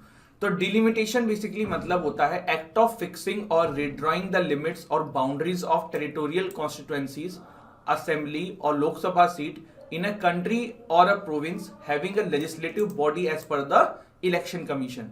ठीक है, इसका मेन एम क्या होता है कि aim is to have equal representation to the equal segment of the population. अब मैं आपको लेमन लैंग्वेज में यहाँ पे समझाऊं तो कहने का मतलब ये कि जो लोकसभा के इलेक्शंस होते हैं, लेजिस्लेटिव असेंबलीज के इलेक्शन होते हैं, वहां पे ना किसी को अनफेयर एडवांटेज ना मिले, इसीलिए कॉन्स्टिट्यूएंसीज को इस तरीके से मैनेज करना है कि हर कास्ट, हर तरीके के लोग उसमें रिप्रेजेंट हो पाए। ये बेसिक पर्पस है। देखिए अभी मैं आगे बढ़ूं उससे पहले मुझे एक कमेंट कल याद आ रहा है, किसी स्टूडेंट ने लिखा था कि सर आपने लॉ कर रखी है और आप जो है काफी सारे शब्द को प्रोनाउंस गलत करते हो। अब वो स्टूडेंट नहीं होंगे कोई जो पसंद नहीं करते हैं क्लैट पॉइंट, जो आप लोगों को इतना पसंद आ रहा है इससे, जो भी थे आई डोंट नो। तो देखो प्रॉब्लम ऐसा नहीं है कि देयर इज डिफरेंस, मतलब मे भी बहुत सारे ऐसे वर्ड्स जो प्रोनाउंसिएशन नहीं हो पाते हो, बहुत सारे ऐसे वर्ड्स होंगे जो कोई भी नहीं कर पाएगा, लेकिन ऐसा होता नहीं है। और अगर कोई वर्ड बाय द वे अगर मतलब मिसप्रोनाउंस भी हो रहा है तो उसका मतलब ये नहीं है कि कुछ मतलब आप उसको समझ नहीं पा रहे हो या कोई दिक्कत है, आप उसको समझिए अपने एंड से, ठीक है। कभी कभी देखो क्या होता है ना, इतनी लाइटिंग है, इतना स्टूडियो है, कैमरा है, तो कभी कभी आप कॉन्शियस हो जाते हो, कुछ हो जाते हो, जल्दी जल्दी में कुछ प्रोनाउंस अलग कर जाते हो। तो थोड़ा सा दिमाग अपना बड़ा करो। अगर आप मुझे नाम नहीं पता है या अगर कोई कोचिंग वोचिंग वाले थे तो भाई ठीक है, मैं आप लोग मेरे स्टूडेंट हो जो देख रहे हैं वो हैं, तो मैं उनको ये बात बताना चाह रहा हूँ कि कभी भी इस तरीके की चीजों के लिए परेशान मत हुआ करो। प्रोनाउंसिएशन का क्या है यार, वो कभी ऊपर नीचे हो सकता है, इतनी लाइटिंग रहती है, इतना कैमरा वैमरा कॉन्शियसनेस कभी आ जाती है, ठीक है। तो ऐसा हो जाता है कभी कभी। तो अगर ऐसा कुछ रहा करे तो चिल रहा करो, और वैसे तो ऐसा कुछ होता नहीं है। कोई फर्जी बातें कल कर रहे थे और ऐसे लोग की हमें जरूरत भी नहीं जो इस तरीके कमेंट करते हैं। भाई अपनी कोचिंग जाके चला लो, क्यों हमारे पीछे पड़े हो यार, इतने दिन से इतना पैसा कमा रहे हो, लोगों को लूट रहे हो 1.5 लाख 1 लाख रुपए लेके, अब कोई कुछ अच्छा काम करने की कोशिश कर रहा है तो आप उसमें कमेंटबाजी कर रहे हो, तो ये गलत है। चलिए अब आ जाते हैं वापस से इसके ऊपर। तो आपने जाना डिलिमिटेशन है क्या, ठीक है। कॉन्स्टिट्यूशनल बेसिस क्या है डिलिमिटेशन का। आर्टिकल 82 जो है वो पार्लियामेंट को पावर देता है इनेक्ट करने के लिए delimitation act after every census, ठीक है। ये आर्टिकल से याद रखिएगा, बहुत इंपॉर्टेंट है। आर्टिकल 170 जो है, states also get divided into territorial constituencies as per the delimitation act after every census। तो ये बेसिक चीज जानी। मेंबर इसके कौन होते हैं, अपॉइंटेड बाय द प्रेसिडेंट होता है। ये क्वेश्चन आ जाते हैं एग्जाम में, कौन अपॉइंट करता है, तो प्रेसिडेंट इनको अपॉइंट करते हैं। And works with collaboration of election commission. Composition क्या होती है, एक रिटायर्ड सुप्रीम कोर्ट के जज होते हैं, चीफ इलेक्शन कमिश्नर होता है, और उस स्टेट का भी इलेक्शन कमिश्नर होगा जहां की बात यहां पे करी जा रही है। तो ये बेसिक चीजें आपने जानी। इसके अलावा आज तक 4 बार delimitation has been set up 4 times. Delimitation commission had been set up 4 times, 1952, 1963, 1973 and 2002।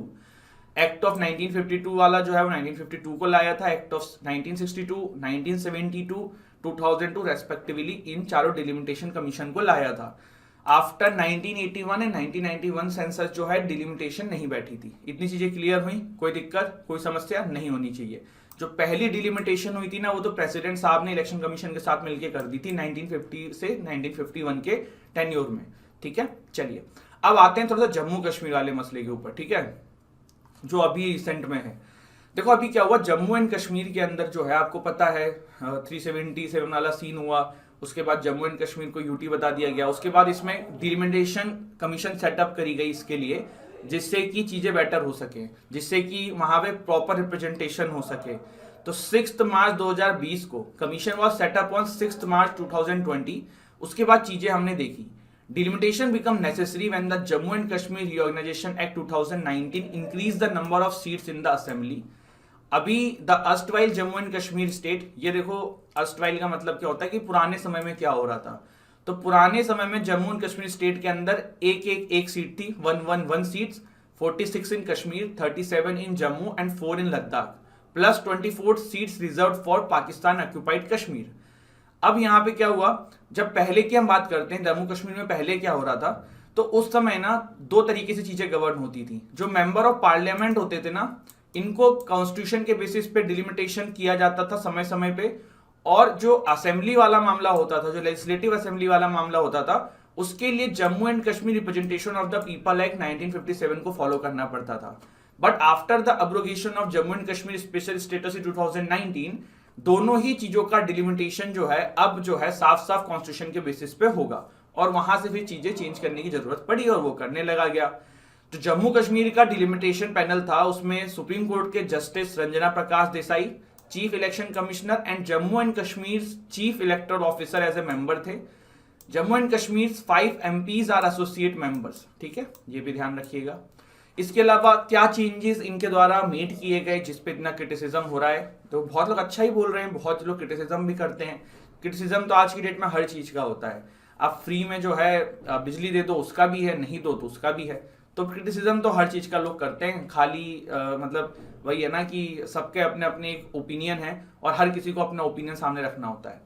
Legislative assembly के अंदर क्या चेंज किया गया? The commission has increased 7 assembly seats, 6 इन जम्मू जो कि अब नाउ 43 सीट्स का हो जाएगा एंड 1 इन कश्मीर जो कि नाउ अब 47 का हो जाएगा। क्लियर हुआ?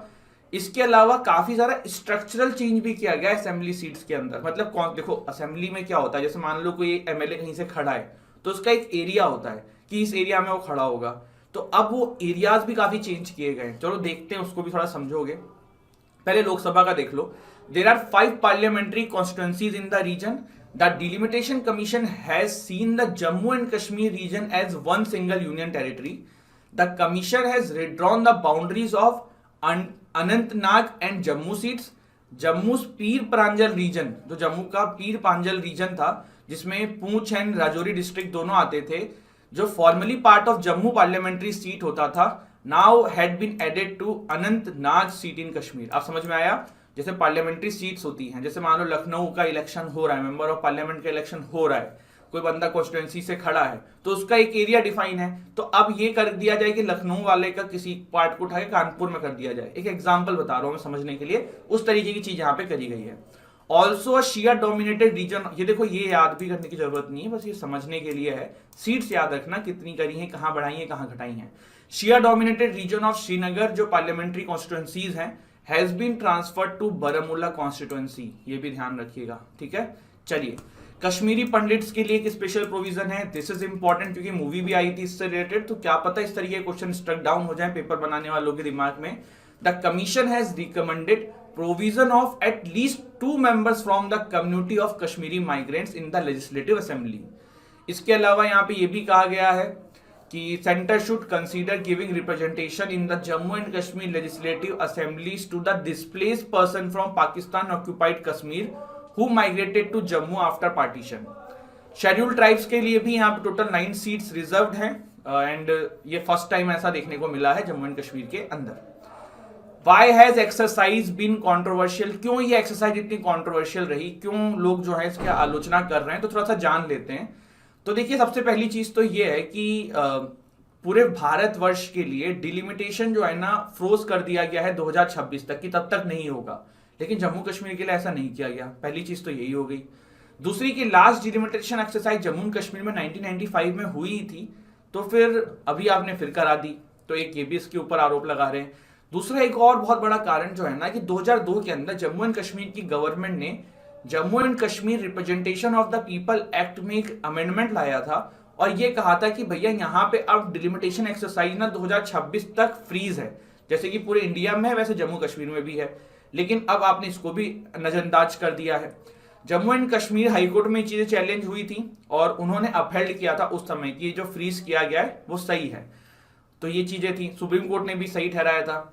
Delimitation as a rule carried out on the basis of census population. अब आपने लास्ट सेंसस जो हमारे पास आंकड़ा है 2011 का है, बट उसके बाद भी सेंसस होना है जो नहीं हो रहा है, प्रॉपर रिपोर्ट्स नहीं आई हैं अभी, तभी इसलिए 2026 तक पूरे देश का जो है वो रोका हुआ है। पर आपने जम्मू कश्मीर के लिए ये चीज नहीं किया गया, तो ये कुछ मामले हैं जो सामने हैं। अभी क्या है, देखो अभी कोर्ट में मामला जाएगा, अब देखते हैं सुप्रीम कोर्ट इसमें क्या कहती है। राइटर भी जो यहाँ पे यही कह रही है कि सुप्रीम कोर्ट देखिए क्या कहती है। वैसे तो आजकल सुप्रीम कोर्ट जो है काफी सारे ऐसे वर्डिक्ट दे रही है जो चौंकाने वाले हैं, जैसे सेडिशन वाले मामले में सुप्रीम कोर्ट ने इंटरफेयर किया, तो लेट्स सी क्या पता इसमें भी कुछ दे दें इसी तरीके से। और ये मैंने आपको बता ही दिया है, ठीक है। इसमें थोड़ा सा ये भी देख लो, एक जो बोला जा रहा है नाइंसाफी हो रही है ना, वो क्या हो रही है। मान लो किसी जगह पे 100% पॉपुलेशन है, ठीक है, चलो 100% के 100 लोग रहते हैं, ठीक है। अब हुआ क्या है, 44 लोग जहां पे रहते हैं ना वो 48% वोट देंगे, और जहां पे 52 लोग रहते हैं जहां पे 56 लोग रहते हैं ना वो 52% वोट देंगे। तो समझ में आया। मान लो 100 लोग एक कमरे में रह रहे हैं, 100 लोग जहां पे कमरे में रह रहे हैं उसमें से जहां पे 44 लोग रहते हैं, उन 44 लोगों का जो मतलब वोटिंग का जो अमाउंट है ना 48% मान लिया गया, और जहां पे 56 लोग रह रहे हैं उनका कम हो गया 52%। अब आप ये समझ सकते हो कि कश्मीर रीजन में थोड़ा सा कम हुआ है, जम्मू रीजन में ज्यादा हुआ है, तो थोड़ा सा दिमाग भी लगाया हो सकता है इसके पीछे, मतलब जो भी लोगों को लगा हो, तो इसलिए काफी क्रिटिसिज्म हो रहा है, और लेट्स सी आगे इस पे क्या होता है। ठीक है, बाकी मैंने आपको सब बता ही दिया है। इंपॉर्टेंस ऑफ कंसेंट करके आर्टिकल आया है। वैसे तो देखो कर्नाटका हाईकोर्ट का एक वर्डिक्ट है जिसके अंदर कर्नाटका हाईकोर्ट ने साफ साफ कहा है कि भैया मैरिटल रेप जो है वो रेप होता है, बट हाईकोर्ट के वर्डिक्ट जो है वो ऑल इंडिया में एप्लीकेबल होते नहीं है। दिल्ली में एक मामला आया था, दिल्ली के अंदर मामला आया तो दिल्ली हाईकोर्ट के जजेस ने एक केस के अंदर डिफरेंट डिफरेंट ओपिनियन दिए। सेक्शन 376 आईपीसी का जो है, section 375 of Indian penal code which exempts forceful sexual intercourse by man with his own wife from the offense of rape provided the wife is above 15 years of age, also known as marital rape exception। अब देखो problem क्या आती है ना, ये जो exception है वो ये कहता है कि अगर महिला जो है 15 साल से अबव है और पति जो है वो अगर फोर्सफुल इंटरकोर्स कर रहा है तो it will not amount to the rape. इसी को काफी जगहों पे चैलेंज किया जा रहा था। तो दिल्ली हाईकोर्ट के इस वर्डिक्ट के अंदर जो है दो मामले देखने को मिले। एक देखिए, जस्टिस सी हरिशंकर जो हैं उन्होंने कहा कि ये जो एक्सेप्शन है डज नॉट वायलेट आर्टिकल 14, 19, 21। वहीं पे जो दूसरे जज हैं उन्होंने ये कहा कि नहीं भैया ये गलत है और ये वायलेट कर रहा है हमारे 14, 19, 21 को। अब क्या हुआ, मामला जो है वो सुप्रीम कोर्ट में गया है। सुप्रीम कोर्ट के लिए अपील फाइल करने के लिए उन्होंने अलाउ कर दिया है। अब देखते हैं कि सुप्रीम कोर्ट इस पे क्या करती है। केस का नाम था RIT foundation versus Union of India and other connected matters. ठीक है, चलिए रेप के बारे में थोड़ा सा भारत में ध्यान लो यार। देखो मैरिटल रेप के बारे में कुछ आंकड़े हैं तो सुन लो। 1 in 5 men has forced his wife or partner to have sex. More than 2/3 of married women in India aged 15 to 49 have been beaten or forced to provide sex regardless of their socio-economic position। United nation population fund का ऐसा कहना है। विश्व में 104 countries across the world have criminalised marital rape. India, Saudi Arabia, Pakistan, China have not. अब देखो यहाँ पे ना एक प्रॉब्लम जो है वो जेन्युइन है। प्रॉब्लम क्या है, देखो कभी भी कोई लॉ आता है ना उसके साथ प्रॉब्लम्स भी आती हैं। जैसे कि डोमेस्टिक वायलेंस एक्ट है 498A है, इसमें आप कोर्ट में चले जाओगे ना आपको पता चलेगा कि 50 से 55-60% इवन केसेस जो है ना फेक होते हैं। तो मैरिटल रेप जो है ना ये अच्छा कानून है, आना चाहिए, महिलाओं को ताकत देनी चाहिए, लेकिन साथ में ना कुछ इस तरीके का पुरुषों को भी प्रोटेक्शन मिलना चाहिए कि अगर ये लॉ का मिसयूज हो ना तो वो कुछ कर सके। अभी आप एम्बर हर्ड और जॉनी डेप का ही केस देख रहे होंगे। जब एम्बर हर्ड ने एक एडिटोरियल लिख दिया था वहां वॉशिंगटन पोस्ट में कोई न्यूज़पेपर था, जॉनी डेप को सारे कंपनीज से निकाल दिया गया, सारी मूवीज से निकाल दिया गया। इतनी successful franchise Pirates of Caribbean वहां से निकाल दिया गया, और वो हॉलीवुड है। हम इंडिया की बात कर रहे हैं, यहाँ पे क्या होता है। मैं अपने एंड से देखो ना एक चीज ये करता हूँ, मैं जब भी आप लोग के साथ न्यूज डिस्कस करता हूँ तो जब भी कोई ऐसे आते हैं ना कि किसी एक्टर के ऊपर रेप का आरोप लगाए या सेक्सुअल हैरेसमेंट का आरोप लगाए, तो मैं उसको उतना ही बताता हूँ जितना न्यूज में लिखा है। बहुत सारे लोग ना जब उसको पढ़ते हैं तो इस तरीके से फील आने लग जाता है लोगों की, यार इसने किया है। जब तक कोई बंदा कन्विक्ट नहीं हो रहा है तब तक आप उसको क्यों बोल रहे हैं। तो ये एक नॉर्मल चीज है। ये कहना है मेरा कि अगर ये कानून आएगा बहुत अच्छी चीज है, महिलाओं को राइट मिलना चाहिए, लेकिन साथ में ना कुछ प्रोटेक्शन भी आना चाहिए जिससे कि मिसयूज रोका जा सके। क्योंकि इसमें क्या होने वाला है ना, नोबडी कैन प्रूव कि फिर उन्होंने जब मतलब सेक्सुअल इंटरकोर्स नहीं किया है। मैन तो मतलब आपके वाइफ रहेंगी तो आपने उनके साथ सेक्सुअल इंटरकोर्स कभी ना कभी किया ही होगा। अब अगर वो विलिंगली था नहीं विलिंगली था, how you gonna prove it. तो ये जो है ना ये मैरिज के इंस्टीट्यूशन में बहुत बड़ा टेंशन क्रिएट कर सकता है। तो इसीलिए यहाँ पे कुछ प्रोटेक्शन भी पुरुषों को इसके साथ देनी चाहिए। बाकी लेट्स सी क्या होता है। 498 is an very good example of this कि कितना फैमिली जो है इससे परेशान होता है। बट यही है कि जब कोई परेशान होता है इसका मतलब ये नहीं कि उस कानून की जरूरत नहीं है, बिल्कुल जरूरत है। लेकिन अभी भी 498A के लिए ना लोगों के पास प्रोटेक्शन नहीं है, क्योंकि उसमें मोस्टली क्या होता है, जैसे एज ए लॉ फील्ड में मेरा एक्सपीरियंस है, मैं जब लिटिगेशन में था तो मैं देखता था कि क्या होता था। जो पति होता था या उसके पेरेंट्स होते सबके खिलाफ कंप्लेन कर दी जाती थी और फिर सब जेल जाने वाली बात हो जाती थी, तो फिर पैसा दे के सेटलमेंट होता था। तो ये चीजें जो है ना ये है समाज में और इस पे जरूरत है। सुप्रीम कोर्ट ने सस्पेंड कर दिया है सेडिशन लॉ को, और सस्पेंड का मतलब बेसिकली ये कि अब जितने भी केसेस चल रहे थे सेडिशन से रिलेटेड सारे रुक जाएंगे। और कल को सरकार अगर किसी को सेडिशन लॉ के तहत अरेस्ट करने की कोशिश करेगी तो उस समय सरकार को ये हवाला दिया जा सकता है, कोर्ट में आया जा सकता है उस बंदे के द्वारा कि भैया ये तो सस्पेंड है ये मामला और हमको इसमें अरेस्ट करने की कोशिश करी जा रही है। तो ये सारी चीजें हैं। कुछ बड़े बड़े नाम सेडिशन लॉ के अंदर जो हमारे देश में केस चलाए गए थे, जैसे कन्हैया कुमार, शर्जील इमाम, कश्मीरी स्टूडेंट्स के ऊपर हमने काफी बार केस देखा था कि आगरा वाला आपको याद होगा। इसके अलावा बहुत सारा दिशा रवि करके कि बेंगलुरु बेस्ड इन्वायरमेंटल एक्टिविटीज 3 के ऊपर चलाया गया था। सेक्शन 124A ऑफ जो है आईपीसी वो यहाँ पे इसमें इन्वॉल्व है। अब थोड़ा सा इसकी इतिहास पे भी आएंगे, सेडिशन लॉ की थोड़ी सी कहानी भी जानेंगे। उससे पहले एक चीज और देख लो, जो हमारी गवर्नमेंट है वो इससे काफी खुश नहीं है। अब जैसे यहाँ पे ना कांग्रेस और ये लोग बड़ी ताली बजा रहे हैं कि कोर्ट ने जो है ये ऐसा कर दिया है, बहुत अच्छा है। ये चीज अपने एक तरफ है कि भाई सेडिशन लॉ होना चाहिए नहीं होना चाहिए, और इसमें जिसका जो ओपिनियन है वो बिल्कुल सही है। लेकिन मेरा ये कहना है कि ये जो अपोजिशन आज इतना खुश हो रहा है, जब इनके टाइम पे इन्होंने सेडिशन लॉ यूज किया था तब क्या, और आपने भी नहीं हटाया था, तो आज आप जो इस बात का बड़ा ढिंडोरा पीट रहे हैं कि भाई सेडिशन लॉ को हटा दो सुप्रीम कोर्ट और इन गवर्नमेंट के ऊपर मत छोड़ो, इस तरह की चीजें, तो वो गलत चीज हो रही है। दूसरी चीज यहाँ पे देखो, एक प्रॉब्लम जो है ना वो ये है कि अभी जैसे कि हमारे लॉ मिनिस्टर हैं रिजिजू जी, किरण रिजिजू, तो इन्होंने यहाँ पे ये कहा है कि यार सुप्रीम कोर्ट जो है ना वो कहीं ना कहीं इंटरफेयर कर रही है। मतलब इनडायरेक्टली इन्होंने बोला कि nobody should cross the Lakshman Rekha.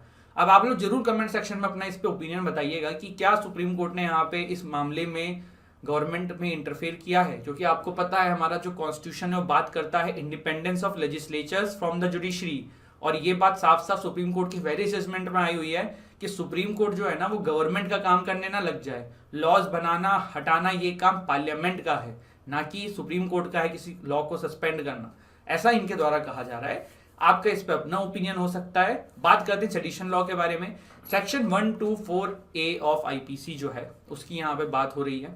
In the year 2021 the chief justice of India had question why colonial law use against Mahatma Gandhi and बाल Gangadhar Tilak continued to survive. ये ब्रिटिशर्स का लॉ है, ब्रिटिशर्स के द्वारा भारत में लाया गया था। ब्रिटिशर्स ने खुद अपने कंट्री में इसको हटा लिया है, लेकिन यहां से नहीं हटा ये, ठीक है, इंडिया से नहीं हटा।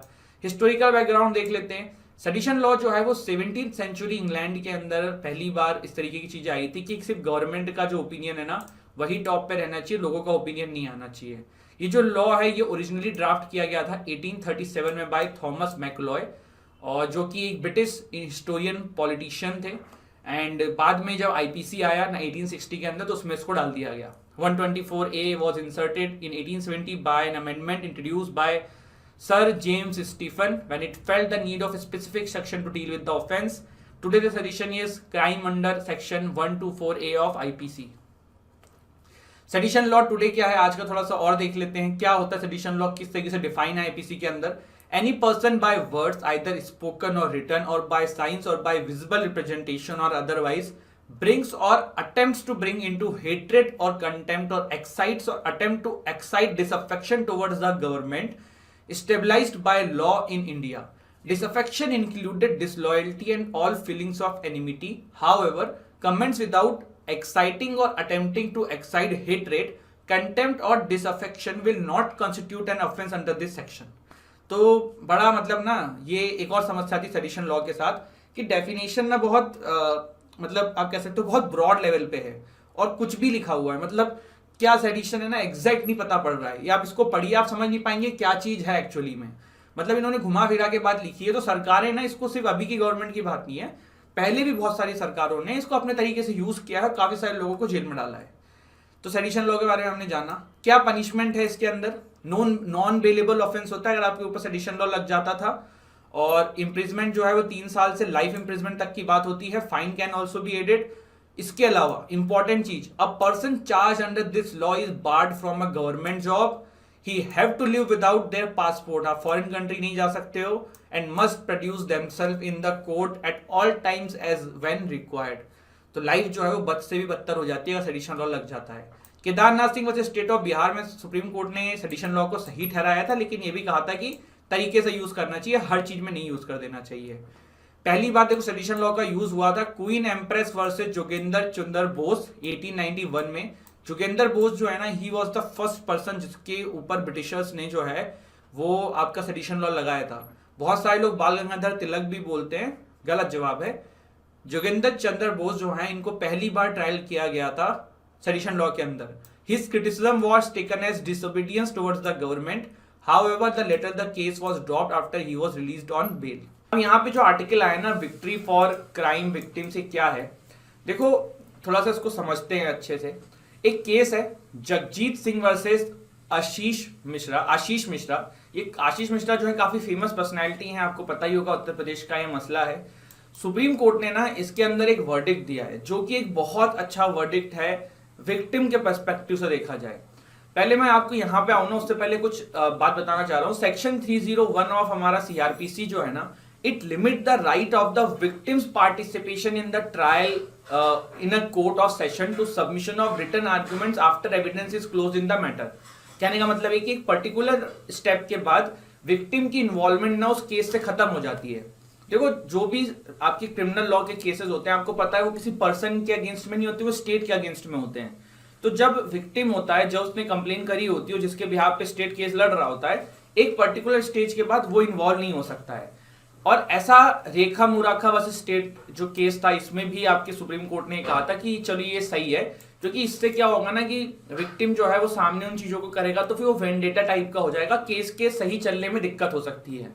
लेकिन अभी ये जो केस था जिसका नाम है जगजीत सिंह वर्सेस आशीष मिश्रा, इस केस के अंदर जो है वो सुप्रीम कोर्ट ने कहा है the court made sharp remark legitimising the claim of victim to participate in the criminal justice process. तो यहाँ पे जो है ना ये विक्टिम के राइट्स के लिए पहली बार सुप्रीम कोर्ट ने इस तरीके का वर्डिक्ट दिया है।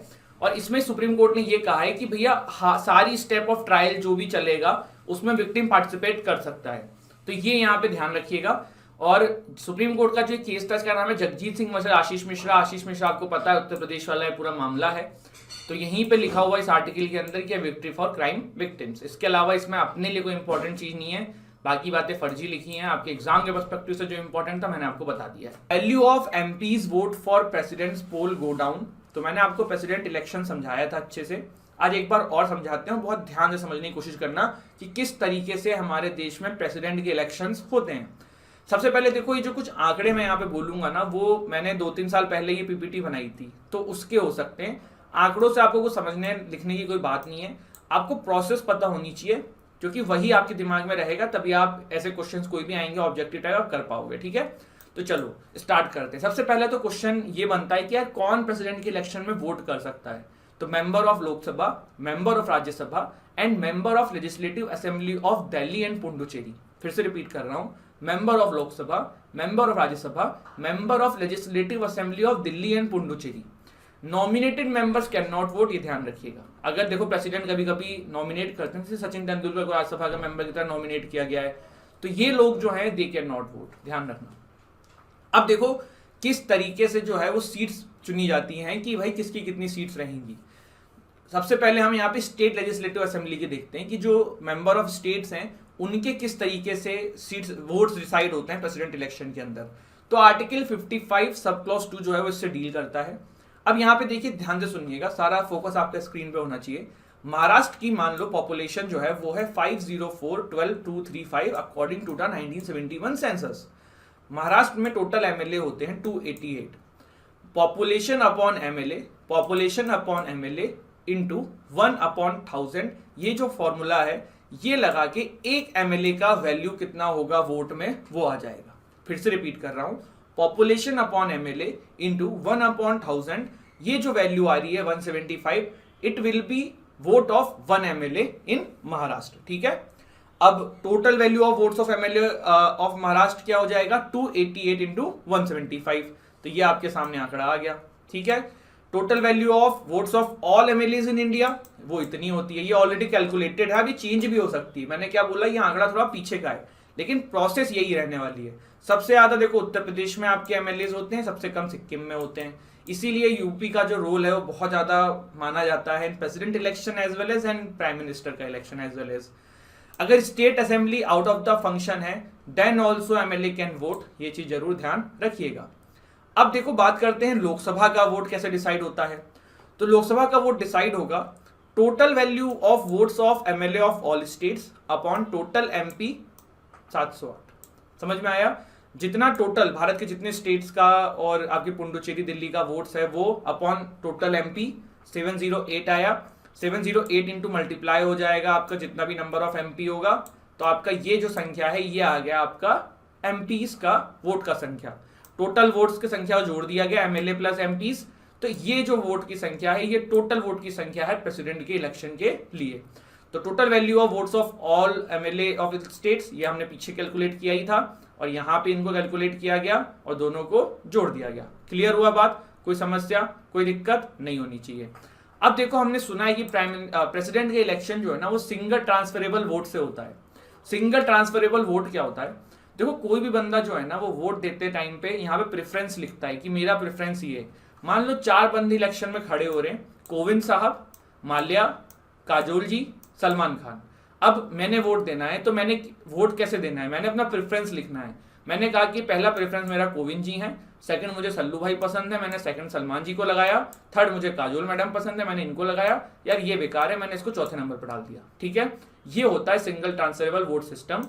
50% जिसके पास वोट आएंगे वो जीत जाएगा। ठीक है, अब चलो भाई, सबने वोट दे दिया।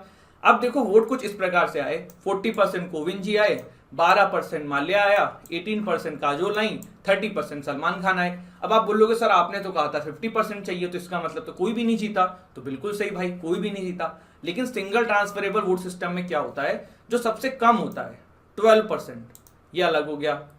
अब इसके भी तो जो वोट्स होंगे उसमें लोगों ने प्रेफरेंस डाली होगी ना, तो इसके बाद जो बचे हुए प्रेफरेंस होंगे उनको वोट ऐड हो जाएंगे। मान लो कुछ इस प्रकार से सबके प्रेफरेंस थी, तो अब क्या हुआ, 36 इनके हो गए, 18 + 2 इनके हो गए, और 40 + 4 इनके हो गए। ठीक है, कुछ इस प्रकार से वोट जो हैं, इनके जो 12 वोट हैं उसका सेकंड प्रेफरेंस जो जो रहा होगा उस पर चला गया। फिर उसके बाद भी अगर 50 नहीं होता है तो फिर यहाँ पे काजोल जी बाहर हो जाएंगे, और फिर इनके जो सेकंड प्रेफरेंसेस होंगे वो देखे जाएंगे। समझ में आई बात आपको? कोई दिक्कत, कोई समस्या नहीं है ना? चलिए, तो इस प्रकार से आपका प्रेसिडेंट का इलेक्शन होता है। बहुत ही सिंपल प्रोसेस है, कुछ बहुत कॉम्प्लिकेटेड नहीं है, बिल्कुल सिंपल है। कहीं आपसे ये सब फॉर्मूला एग्जाम में नहीं आते हैं, आपको प्रोसेस पता होनी चाहिए। क्वेश्चन ये बहुत इंपॉर्टेंट बन जाता है, आपके क्वेश्चन ये सिंगल ट्रांसफरेबल वोट सिस्टम के ऊपर बन जाता है, तो ये सब चीजें आपको पता होनी चाहिए। 50% प्लस चीज पता होनी चाहिए, ये कॉन्सेप्ट दिमाग में क्लियर होना चाहिए कैसे होता है। ठीक है, हम मैथ्स का पेपर नहीं देने जा रहे हैं कि आपसे कहेंगे कि आप थ्योरम लिख के आओ, तो परेशान मत हो, लेकिन पता होना चाहिए, सब कुछ पता होना चाहिए। अब यहाँ पे न्यूज क्या थी, न्यूज भी देख लेते हैं। न्यूज ये है कि 708 के जगह पे ना प्रेसिडेंट पोल्स के लिए एमपीज की संख्या हो गई है 700। क्यों? क्योंकि legislative assembly Jammu and Kashmir में है ही नहीं, तो वो यहाँ पे कहा गया है the value of the vote of an MP in the presidential poll to be held in July is likely to go down to 700 from 708। अब ये 708 क्यों कह रहे हैं? देखो, हमने जो कैलकुलेट किया है ना, लग रहा है अभी भी यही आंकड़े चल रहे हैं, तो 708 था, बट अब यहाँ पे संख्या कुछ कम हो गई होगी क्योंकि जम्मू कश्मीर में लेजिस्लेटिव असेंबली वाला है ही नहीं सिस्टम, तो इस वजह से इसको 700 बताया जा रहा है। ठीक है, क्लियर हुआ? चलो, प्रॉपर चीजों को फॉलो नहीं करती हैं जो जो कैपिटल पनिशमेंट देने के लिए दी जाती है। इंडिया के अंदर कैपिटल पनिशमेंट की जो सबसे बेस्ट केस अभी तक था वो था Bachchan Singh versus state of Punjab, 1980 का ये केस था।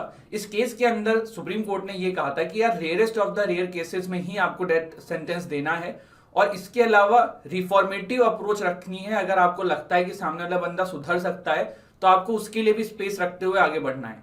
उसके बाद से काफी ये चीजें हो रही थी। अभी देखो, पूरा मसला क्या है ना, Delhi national law university Delhi की एक रिसर्च चल रही थी जिसको प्रोजेक्ट 39A के नाम से जाना जाता है, centre on the death penalty. और इसी के मसले में ना सुप्रीम कोर्ट ने फिर सू मोटो कॉग्निजेंस ले लिया है इस मसले का कि यार ये जो लोअर कोर्ट्स होती हैं ये किस तरीके से डेथ पेनल्टी देती हैं।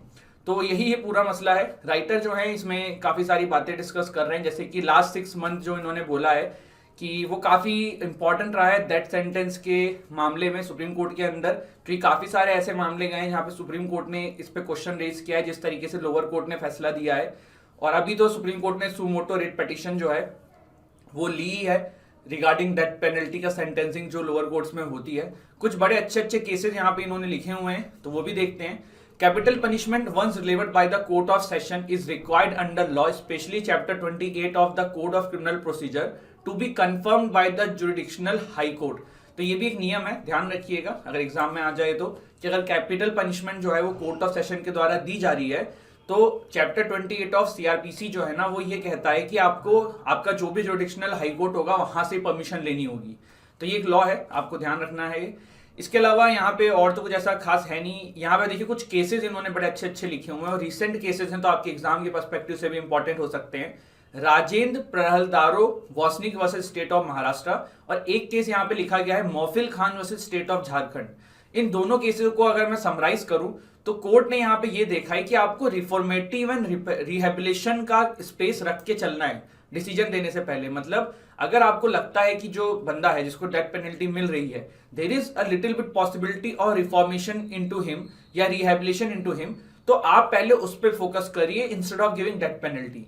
रिफॉर्मेशन का बेसिकली मतलब है कि अगर आपको लगता है कि सामने वाला बंदा जो है वो चेंज हो सकता है, तो bringing on record material pertaining to this convict about his conduct in jail, his conduct outside jail, if he has been bail for some time, medical evidence. तो यहाँ पे कोर्ट ने जो है रिकॉर्ड में उस इंसान का व्यक्तित्व भी रखा था कि जिस तरीके से वो चाल ढाल कर रहा था जेल के अंदर, जेल के बाहर, बेल में गया था, मेडिकल कंडीशन क्या है। Maufil Khan versus state of Jharkhand में तो कोर्ट ने साफ साफ कह दिया है कि the state is under a duty to procure evidence to establish that there is no possibility of reformation and rehabilitation of the accused। अगर आप डेथ पेनल्टी दे रहे हो तो आप ये चीज भी रखिए साथ साथ कि भाई जो है बंदा है कभी नहीं सुधरेगा, इसलिए हम डेथ पेनल्टी दे रहे हैं। तो यहाँ पे ये कुछ अच्छे केसेस थे। इसके अलावा Manoj and others versus state of Madhya Pradesh 2022 का ये केस है। इसमें ये कहा गया है कि all reports of all the probation officers relating to the accused and reports about their conduct and nature of the work done by them should be maintained. मतलब किस तरीके से वो इंसान जो है वो उसका व्यक्तित्व रहा है जेल के अंदर, क्या वो सुधरने की कोशिश कर रहा है या फिर से वो क्राइम रिपीट करने की कोशिश कर रहा है। इसके अलावा a psychiatrist and local professor of psychology जो है वो उसका साइकेट्रिक एंड साइकोलॉजिकल इवोल्यूशन करेंगे और उसका भी रिपोर्ट आपको रखना है। तो इस तरीके के देखो मामले जब सामने आते हैं ना तो काफी अच्छी चीजें रहती हैं। देखो एक बात तो ये है कि बहुत बार डेथ पेनल्टी उन लोगों को भी दी जाती है जो मानसिक रूप से सही नहीं होते हैं, क्योंकि बहुत ज्यादा जो रेयरेस्ट ऑफ द रेयर वाला जो मामला होता है ना, काफी बार ऐसा देखा गया है कि मानसिक पीड़ित लोगों ने एक हरकत करी है। तो एक प्रकार से अगर हम लॉ की नजरों से देखें, एक लेमैन क्या बोलेगा, लेमैन बोलेगा यार सजा दी, मतलब इसने क्राइम किया इसको सजा मिलनी चाहिए। बट एज ए लॉ के पर्सपेक्टिव से देखें, हम लोग रूल ऑफ लॉ की बात करते हैं, हम इक्वालिटी की बात करते हैं, तो अगर if someone is not mentally fit तो आप उसको एक सजा दे रहे हैं, वो भी इतनी हीनियस जिसमें कि उसको सुधरने का कोई स्कोप नहीं है। तो ये कुछ अलग अलग जजमेंट्स के थ्रू सुप्रीम कोर्ट ने कोशिश करी है कि डेथ पेनल्टी का जो ये मसला है ना इसको थोड़ा सा कम किया जाए। अब यहाँ पे आपने इतना कुछ जाना, कुछ समझा।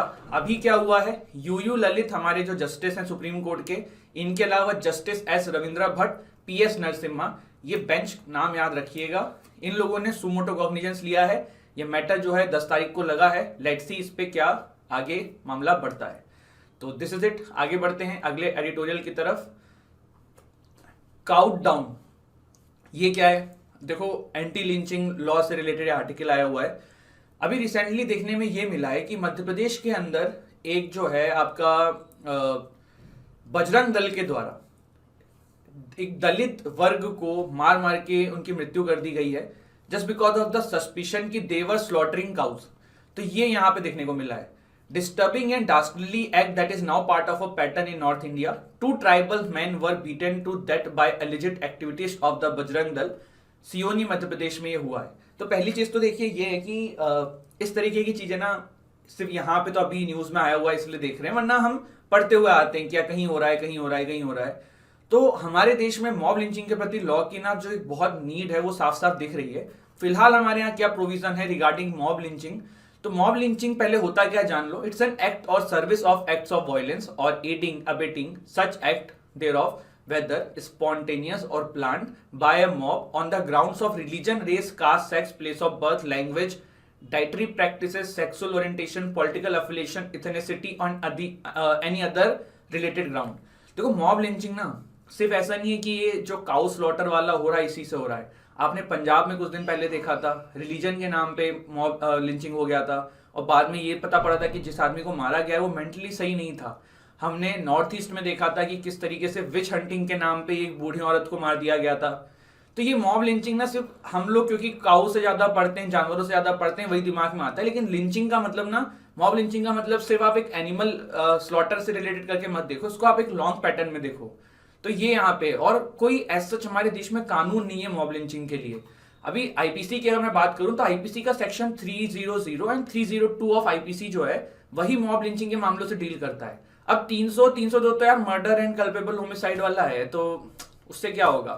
302 provides that whoever commit murder shall be punished with death or imprisonment for life and shall be liable to fine. Offense of murder is a cognizable, non-bailable and non-compoundable offense. चलो इसको जल्दी बता देता हूँ क्या होता है। देखो, कंपाउंडेबल क्या ऑफेंस होते हैं, नॉन कंपाउंडेबल ऑफेंस क्या होते हैं। Compoundable offences are those offences जिसमें आप सेटलमेंट कर सकते हो। जैसे कि भाई मेरी बीवी से डाइवोर्स का मामला चल रहा है, तो हम कोर्ट में जाने से पहले सेटलमेंट कर सकते हैं, ठीक है, इसमें सरकार का कोई नुकसान नहीं है, तो ये कंपाउंडेबल ऑफेंस है। लेकिन नॉन कंपाउंडेबल ऑफेंस लाइक जैसे मैंने किसी का मर्डर कर दिया है, तो जब भी आप किसी का मर्डर कर देते हो तो वो मामला ना फिर ए वर्सेस बी नहीं बनता है, वो बनता है ए वर्सेस सीधे स्टेट, तो वो कंपाउंड नहीं हो सकते हैं। नॉन बेलेबल आपको पता ही है, ठीक है। कॉग्निजेबल थोड़े से हीनियस नेचर के क्राइम्स को कॉग्निजेबल कहा जाता है। तो ये हमने देखा है। भारत के अंदर 4 स्टेट्स के अंदर फिलहाल जो है मॉब लिंचिंग को लेके कानून आ गया है। सबसे पहला स्टेट था मणिपुर, फिर वेस्ट बंगाल, देन राजस्थान एंड अभी रिसेंटली झारखंड में आया है। अगर आपसे क्वेश्चन पूछें कौन सा रिसेंट स्टेट है जहां पे मॉब लिंचिंग के प्रति कानून आया है, तो झारखंड, ठीक है। और सबसे पहला कौन था? मणिपुर। आगे बढ़ते हैं। Prevention of mob lynching and bill 2021 इसका नाम भी है, ये भी ध्यान रखना। झारखंड में जो बिल आया है, mob violence and mob lynching bill 2021। आगे बढ़ते हैं। Discrimination rights and the politics. देखो, यूनाइटेड स्टेट्स का एक केस था जिसका नाम था रोए वर्सेस वेड। इस केस से पहले ना यूनाइटेड स्टेट्स में अबॉर्शन जो है ना वो इलीगल होता था, बट रोए वर्सेस वेड केस के बाद जो अबॉर्शन है वहां पे लीगलाइज हो गया। 1973 का ये केस था। अभी क्या हुआ, वहां की सुप्रीम कोर्ट का एक डॉक्यूमेंट लीक हुआ है जिसमें ये सामने आ रहा है कि वापस से अबॉर्शन को बैन किया जा सकता है। अब अबॉर्शन देखो, यूएस में बैन होना एक अपना में बहुत बड़ी चीज है। तो यूएस सबसे ज्यादा राइट्स की बात करता है, तो वहां पे फिर महिलाओं से ये राइट छीना जा रहा है कि वो अबॉर्शन करा सकती हैं। इसके अलावा अगर आप यूएस के आंकड़े देखें तो 6,30,000 reported abortion in the United states in 2019। Although 2010 के कंपैरिजन में इट्स 18% डाउन, लेकिन तब भी 6,30,000 कोई कम संख्या नहीं है। और इस संख्या के अंदर 57% वुमेन जो है ना देयर 20s में है। मतलब देखो, बहुत बार क्या होता है ना कि जब आप लोग किशोरावस्था क्रॉस करते हो और उस समय हार्मोन्स एंड इन सब चीजों का बहाव होता है, तो इंसान जो है काफी सारे ऐसे कदम उठा लेता है, बट फिर उसको रियलाइज नहीं होता है कि दे गॉट प्रेग्नेंट, फिर वो अबॉर्शन वाला सीन होता है। तो इसी वजह से ये काफी समस्या का विषय। अगर वहां पे अबॉर्शन को बैन कर दिया जाएगा, लेट्स सी इस पे आगे क्या होता है। ऑल दो वहां की जो पॉलिटिकल पार्टीज उनको एक चीज पता है और वो देखते हैं इस पे किस तरीके से कदम उठाती हैं। भारत में क्या है अबॉर्शन से रिलेटेड लॉ? तो भारत में देखो, medical termination of pregnancy act जो है ना ये डील करता है अबॉर्शन से। एमटीपी एक्ट 1971 पहले हुआ करता था। एमटीपी अमेंडमेंट एक्ट 2021 में आया था जिसमें काफी सारे अच्छे चेंज किए गए थे जो कि देश के लिए अच्छे थे। जैसे कि पहले ना एमटीपी एक्ट 1971 सिर्फ मैरिड वुमेन्स के लिए एप्लीकेबल था। तो होता क्या था कि जो अनमैरिड कपल्स होते थे ना, फिर वो चोरी छुपके से अबॉर्शन कराते थे, गलत तरीकों का यूज करते थे और इसकी वजह से उनको समस्या का सामना करना पड़ता था। तो now it's unmarried womens are also covered under MTP amendment act 2021। 20 week का यहाँ पे एज लिमिट दिया हुआ है और यहाँ पे 24 वीक्स दिया हुआ है for rape survivors, beyond 24 weeks for substantial foetal abnormalities. लेकिन 24 वीक्स के बाद के लिए भी एक प्रोसेस है और नॉर्मल यहाँ भी 20 वीक्स है। लेकिन यहाँ पे जो 20 वीक्स दिया हुआ है 2021 वाले अमेंडमेंट में, उसमें ना एक चीज अच्छी है कि आपको सिर्फ एक मेडिकल प्रैक्टिशनर जो है उसकी आपको एसेंट चाहिए होगी। वहीं पे पहले क्या था कि अगर 20 वीक के बाद आप कराना चाह रहे हो, 20 वीक तक आप कराना चाह रहे हो, तो आपको 2 मेडिकल प्रैक्टिशनर की एसेंट चाहिए होगी। और 12 वीक तक करा रहे हो तो आपको 1 मेडिकल प्रैक्टिशनर की एसेंट चाहिए होगी। ये पहले था। अभी ये चीज अच्छा किया है कि एक से ही काम हो जाएगा। दूसरा ये कि 20 से 24 वीक्स में अगर आपको कराना है तो 2 मेडिकल प्रैक्टिशनर की एसेंट से आप जो है ये टर्मिनेशन करा सकते हो। और medical board approval after 24 weeks, अगर आपको 24 वीक्स के बाद वाला सिचुएशन है तो मेडिकल बोर्ड है वो आपका इसमें देखेगा। पहले फाइन अप टू 1000 रुपीज था वायलेशन होने पे इन चीजों के, अब fine and imprisonment for 1 years है। तो ये हमने जाना इस एक्ट के बारे में। इसके अलावा सस्टेनेबल डेवलपमेंट गोल्स होते हैं यूनाइटेड नेशन के, आपको पता होगा। तो इस तरीके के क्वेश्चन भी आ सकते हैं एग्जाम में कि अबॉर्शन जो है उसके प्रति लॉ लाना जो है, ये मतलब अबॉर्शन के लिए चीज़ों को देखना, महिलाओं का स्वास्थ्य का ध्यान रखना, ये एसडीजी गोल्स में किस पे आता है। तो एंडिंग प्रिवेंटेबल मैटरनल मॉर्टेलिटी जो है ये सस्टेनेबल डेवलपमेंट गोल के 3.1, 3.7 एंड 5.6 से डील करता है। तो ये तीनों चीजें आप ध्यान ना। Union home minister Amit Shah ji ने ये कह दिया था कि use of Hindi as an official language जो है वो करने की कोशिश करनी चाहिए पूरे इंडिया के अंदर, और इस तरीके की बात कही गई थी। इसके बाद एक अलग अलग तरीके से इसको इंटरप्रिटेट किया गया और अलग अलग तरीके से इसमें कॉन्ट्रोवर्सी हुई। तो अपने को उस कॉन्ट्रोवर्सी से कुछ लेना देना है नहीं। आप पे देखो कोई भी मतलब कोई भी जो न्यूज रहती है ना, तो आपको उस न्यूज में क्या चल रहा है उससे मतलब नहीं है, उससे आपके एग्जाम के पर्सपेक्टिव से क्या निकल सकता है वो देखने वाली बात होती है। तो देखिए जो कॉन्स्टिट्यूएंट असेंबली थी हमारी, उन्होंने हिंदी को as in Devanagari script along with English official language of the country घोषित किया था सितंबर 14, 1949 को under article 343 sub clause 1। Starting के कुछ समय तक इंग्लिश जो है उसको हिंदी के साथ ऑफिशियल लैंग्वेज का दर्जा मिला रहा, दोनों ही चीजें बेटर तरीके से चलती रही। लेकिन फिर क्या हुआ, जब हिंदी को इम्पोज किया गया बहुत सारे ऐसे स्टेट्स के ऊपर जहां पे लोग हिंदी नहीं जानते, जैसे कि साउथ की बात कर लो, नॉर्थ ईस्ट की बात कर लो, तब पहली बार जो है ना एक आप कह सकते हो कि अपोज की जो भावना है ना वो देश में जागी, और उसके बाद काफी सारा वायलेंस भी शुरू हो गया साउदर्न इंडिया में खासकर। तब जवाहरलाल नेहरू साहब को ऑफिशियल लैंग्वेज एक्ट 1963 में लाना पड़े, जिसके अंदर उन्होंने ये चीज करी कि हिंदी के साथ साथ इंग्लिश भी हमेशा यूज करी जा सकती है ऑफिशियल लैंग्वेज। यहाँ पे देखो प्रॉब्लम क्या हुई थी ना कि जब कॉन्स्टिट्यूएंट असेंबली ने हिंदी के साथ इंग्लिश डाली थी, उस समय ये बात बोली गई थी कि इंग्लिश को धीरे धीरे करके खत्म कर देंगे, अभी कुछ दिन के लिए हिंदी और इंग्लिश दोनों करते हैं, बाद में इंग्लिश को हटा के सिर्फ हिंदी कर देंगे। तो इसी के लिए पूरा जो है ये मामला प्रोटेस्ट जो है वो शुरू हो गया था। उसके बाद प्रोटेस्ट और शुरू हुआ कि भैया ये हिंदी तो हमें समझ में नहीं आ रही है, तो अब हिंदी में कैसे करेंगे हम। तब 1965 में एक कह सकते हो आप बहुत ही बड़े लेवल पे प्रोटेस्ट पूरे इंडिया में देखा गया अलग अलग पार्ट्स के अंदर, जिसके चलते हुए यहाँ पे अमेंडमेंट लाया गया 1967 के अंदर ऑफिशियल लैंग्वेज एक्ट में, और वहां पे ये घोषणा करी गई कि there is no national language in India, और आप जो है अपने अपने स्टेट की अपने अपने अनुसार चुन सकते हैं। जैसे कि उत्तर प्रदेश ने आज की डेट में हिंदी को अपनी ऑफिशियल लैंग्वेज चुन रखा है, तो ऐसे अलग अलग स्टेट अपने तरीके से चुन सकते हैं, ये चीज की आजादी दे दी गई। तो आई होप इतनी चीज आपको क्लियर हुई हो। कॉन्स्टिट्यूशनल प्रोविजन क्या है, तो आर्टिकल 343 सब क्लॉज 1 जो हमारे कॉन्स्टिट्यूशन का है वो कहता है कि official language of the union government shall be Hindi in Devanagari script. Article 351 gives power to the union government to issue a directive for the development of the Hindi language. The Hindi language is one of the 22 language of our 8th schedule Constitution of India। देखो 8th schedule जो है हमारे constitution का, उसमें 22 language हैं, उसमें हिंदी जो है वो भी एक लैंग्वेज डाली गई है। आपको मेरा एक क्वेश्चन है, मुझे जवाब दीजिएगा कमेंट सेक्शन में कि 8th शेड्यूल में जब कॉन्स्टिट्यूशन आया था तब एक्चुअल में कितनी लैंग्वेजेस थी। आज की डेट में तो 22 हैं, लेकिन उस समय कम थी, तो वो कितनी थी आपको मुझे बताना है। इसके अलावा गवर्नमेंट ऑफ इंडिया ने काफी सारी इनिशिएटिव्स लिए हैं हिंदी को प्रमोट करने के लिए, जैसे कि वर्ल्ड हिंदी सेक्रेटरीट जो है वो पोर्ट लुइस मॉरिशस में खुला हुआ है। इंडियन गवर्नमेंट ने मॉरिशस गवर्नमेंट के साथ जो है टाई अप किया था। इसके अलावा इंडियन गवर्नमेंट ने Hindi Twitter account of United nation जो है उसको पहल करवाई थी 2018 में।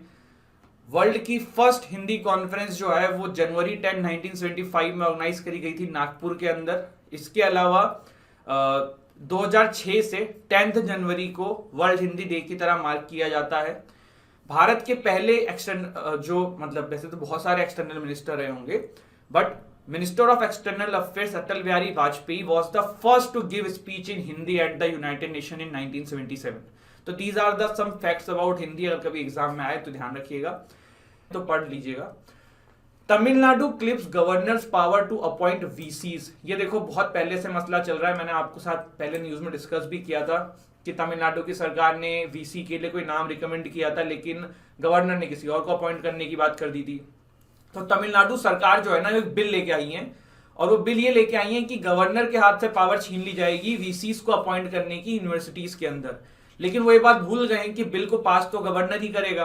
अब अगर ये बिल लेके तो आ गए, गवर्नर साहब पास नहीं करेंगे तो क्या होगा। और वहीं बीजेपी एंड जो AIADMK है, इन्होंने इस बिल का अपोज भी किया है। तो फिलहाल तो ये मसला चल रहा है। चलो मुझे कमेंट सेक्शन में आज ना 4 स्टेट्स के नाम बताओ जहां पे गवर्नर एंड स्टेट गवर्नमेंट की बन नहीं रही है। बहुत सिंपल है।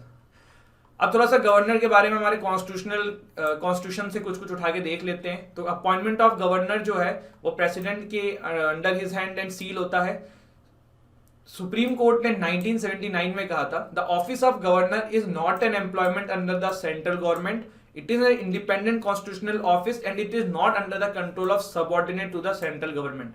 ये कहा जाता है ना कि सेंट्रल गवर्नमेंट अपॉइंट करती है, तो उसके ऊपर सुप्रीम कोर्ट ने कहा था कि भैया जो गवर्नर है इनका जो ओहदा है, इनकी जो पोस्ट है वो इंडिपेंडेंट है, उसका सेंट्रल गवर्नमेंट से कोई लेना देना नहीं है।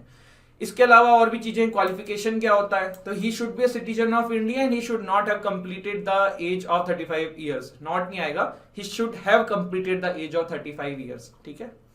टर्म ऑफ गवर्नर्स ऑफिस क्या होता है, तो he hold the office for a term of 5 years and इनकी जो टर्म है subjected to the pleasure of the president है, क्योंकि देखो इस पे ना बहुत क्रिटिसिज्म होता है, कॉन्स्टिट्यूशन में ना एग्जैक्ट ये सेंटेंस लिखा हुआ है प्लेजर ऑफ द प्रेसिडेंट, तो इस पे ये होता है कि प्लेजर ऑफ द प्रेसिडेंट क्या होता है। सुप्रीम कोर्ट का भी एक केस है जिसमें सुप्रीम कोर्ट ये बोलेगी कि स्टेट लेजिस्लेटिव असेंबली डिसाइड करेगी कि भैया गवर्नर रहेगा कि नहीं रहेगा। The constitution has not let down any grounds for the removal of the governor by the president. A governor can also hold office beyond his term until his successor assume charges. अब कुछ recommendation देखो governor office के ऊपर related हमारे देश में अभी तक आए हैं, तो थोड़ा सा उसको देख लेते हैं। S R Bommai versus Union of India जो 1994 का केस था, इसमें यह बात कही गई थी कि the limit of the governors power in dismissing a state government under article 356 of the constitution. मतलब गवर्नर देखिए कभी कभी स्टेट गवर्नमेंट को खत्म कर देते हैं ना, स्टेट असेंबली को खत्म कर देते हैं कि भैया ये सरकार नहीं चल पा रही है, मैं इसको डिमोलिश कर रहा हूं, तो ये उसके अंदर भी लिमिट करने की बात करी गई थी कि भैया आप हर केस में नहीं कर सकते हो, आप कुछ भी नहीं कर सकते हो, रीजनेबल ग्राउंड्स होने चाहिए। रामेश्वर प्रसाद केस के अंदर देखा गया था कि governor could not decide based on his subjective assessment about the state assembly का future. B P Singhal versus Union of India में कहा गया था कि president could dismiss the governor without having to provide reason for doing so, this power could not be exercise in an arbitrary, capricious और unreasonable manner. Sarkaria commission की report जो थी वो ये कह रही थी कि governor should B detached figure without intense political link और should not have been taken part in politics in recent past. अब इसका एग्जांपल ले लो, किरण बेदी जी जो हैं वो बीजेपी के तरफ से इलेक्शन लड़ती हैं as a chief minister candidate, हार जाती हैं तो गवर्नर बन जाती हैं। तो ये जो पॉइंट है ना, ये सब अभी इंप्लीमेंट नहीं हुआ है, लेकिन बात होती है और काफी हद तक ठीक भी है। वेंकटाचलैया कमीशन, और ऐसा नहीं कि सिर्फ ये बीजेपी के समय हो रहा है, जब कांग्रेस थी तो उनके समय भी इस तरीके की चीजें होती थी। तो इन्होंने क्या कहा कि governors appointment should be interested to a committee compromising the prime minister, home minister, speaker of Lok Sabha and chief minister of concern state. Punchhi commission जो है वो ये कहती है during the pleasure of the president should be deleted from the constitution, governor should be removed only by resolution of the state legislature. तो मैं आपसे कह रहा था ना कि एक जजमेंट आया था, तो जजमेंट में नहीं कहा था, इस कमीशन की रिपोर्ट ने कहा था कि ये जो प्लेजर ऑफ द प्रेसिडेंट है ना, ये टर्म हटा देना चाहिए। तो ये हमने कुछ बात जानी। रिफॉर्म वेंकैया नायडू जी ने कहा है। देखो एंटी डिफेक्शन लॉ को याद करने का एक सिंपल तरीका है, आया राम गया राम। ये आया राम गया राम ना हरियाणा के एक एमपी थे और ये 2-3 दिन के अंदर इन्होंने 80s के आसपास ना बहुत सारी पार्टीज चेंज कर ली थी, उसी से ये कहावत है। देखो प्रॉब्लम क्या है ना, एंटी डिफेक्शन लॉ आया था 52nd अमेंडमेंट एक्ट से। इसका बेसिक मसला ये कि कोई इंडिपेंडेंट एमएलए अगर इलेक्शन जीतता है तो वो इलेक्शन के बाद किसी पार्टी को ज्वाइन ना कर ले, और किसी पार्टी के बंदे किसी पार्टी से जीते हैं तो किसी और पार्टी में जुड़ ना जाए। इसके अलावा ठीक है, और तो इसमें कुछ ऐसा मतलब और हमारे लिए कोई खास चीज है नहीं।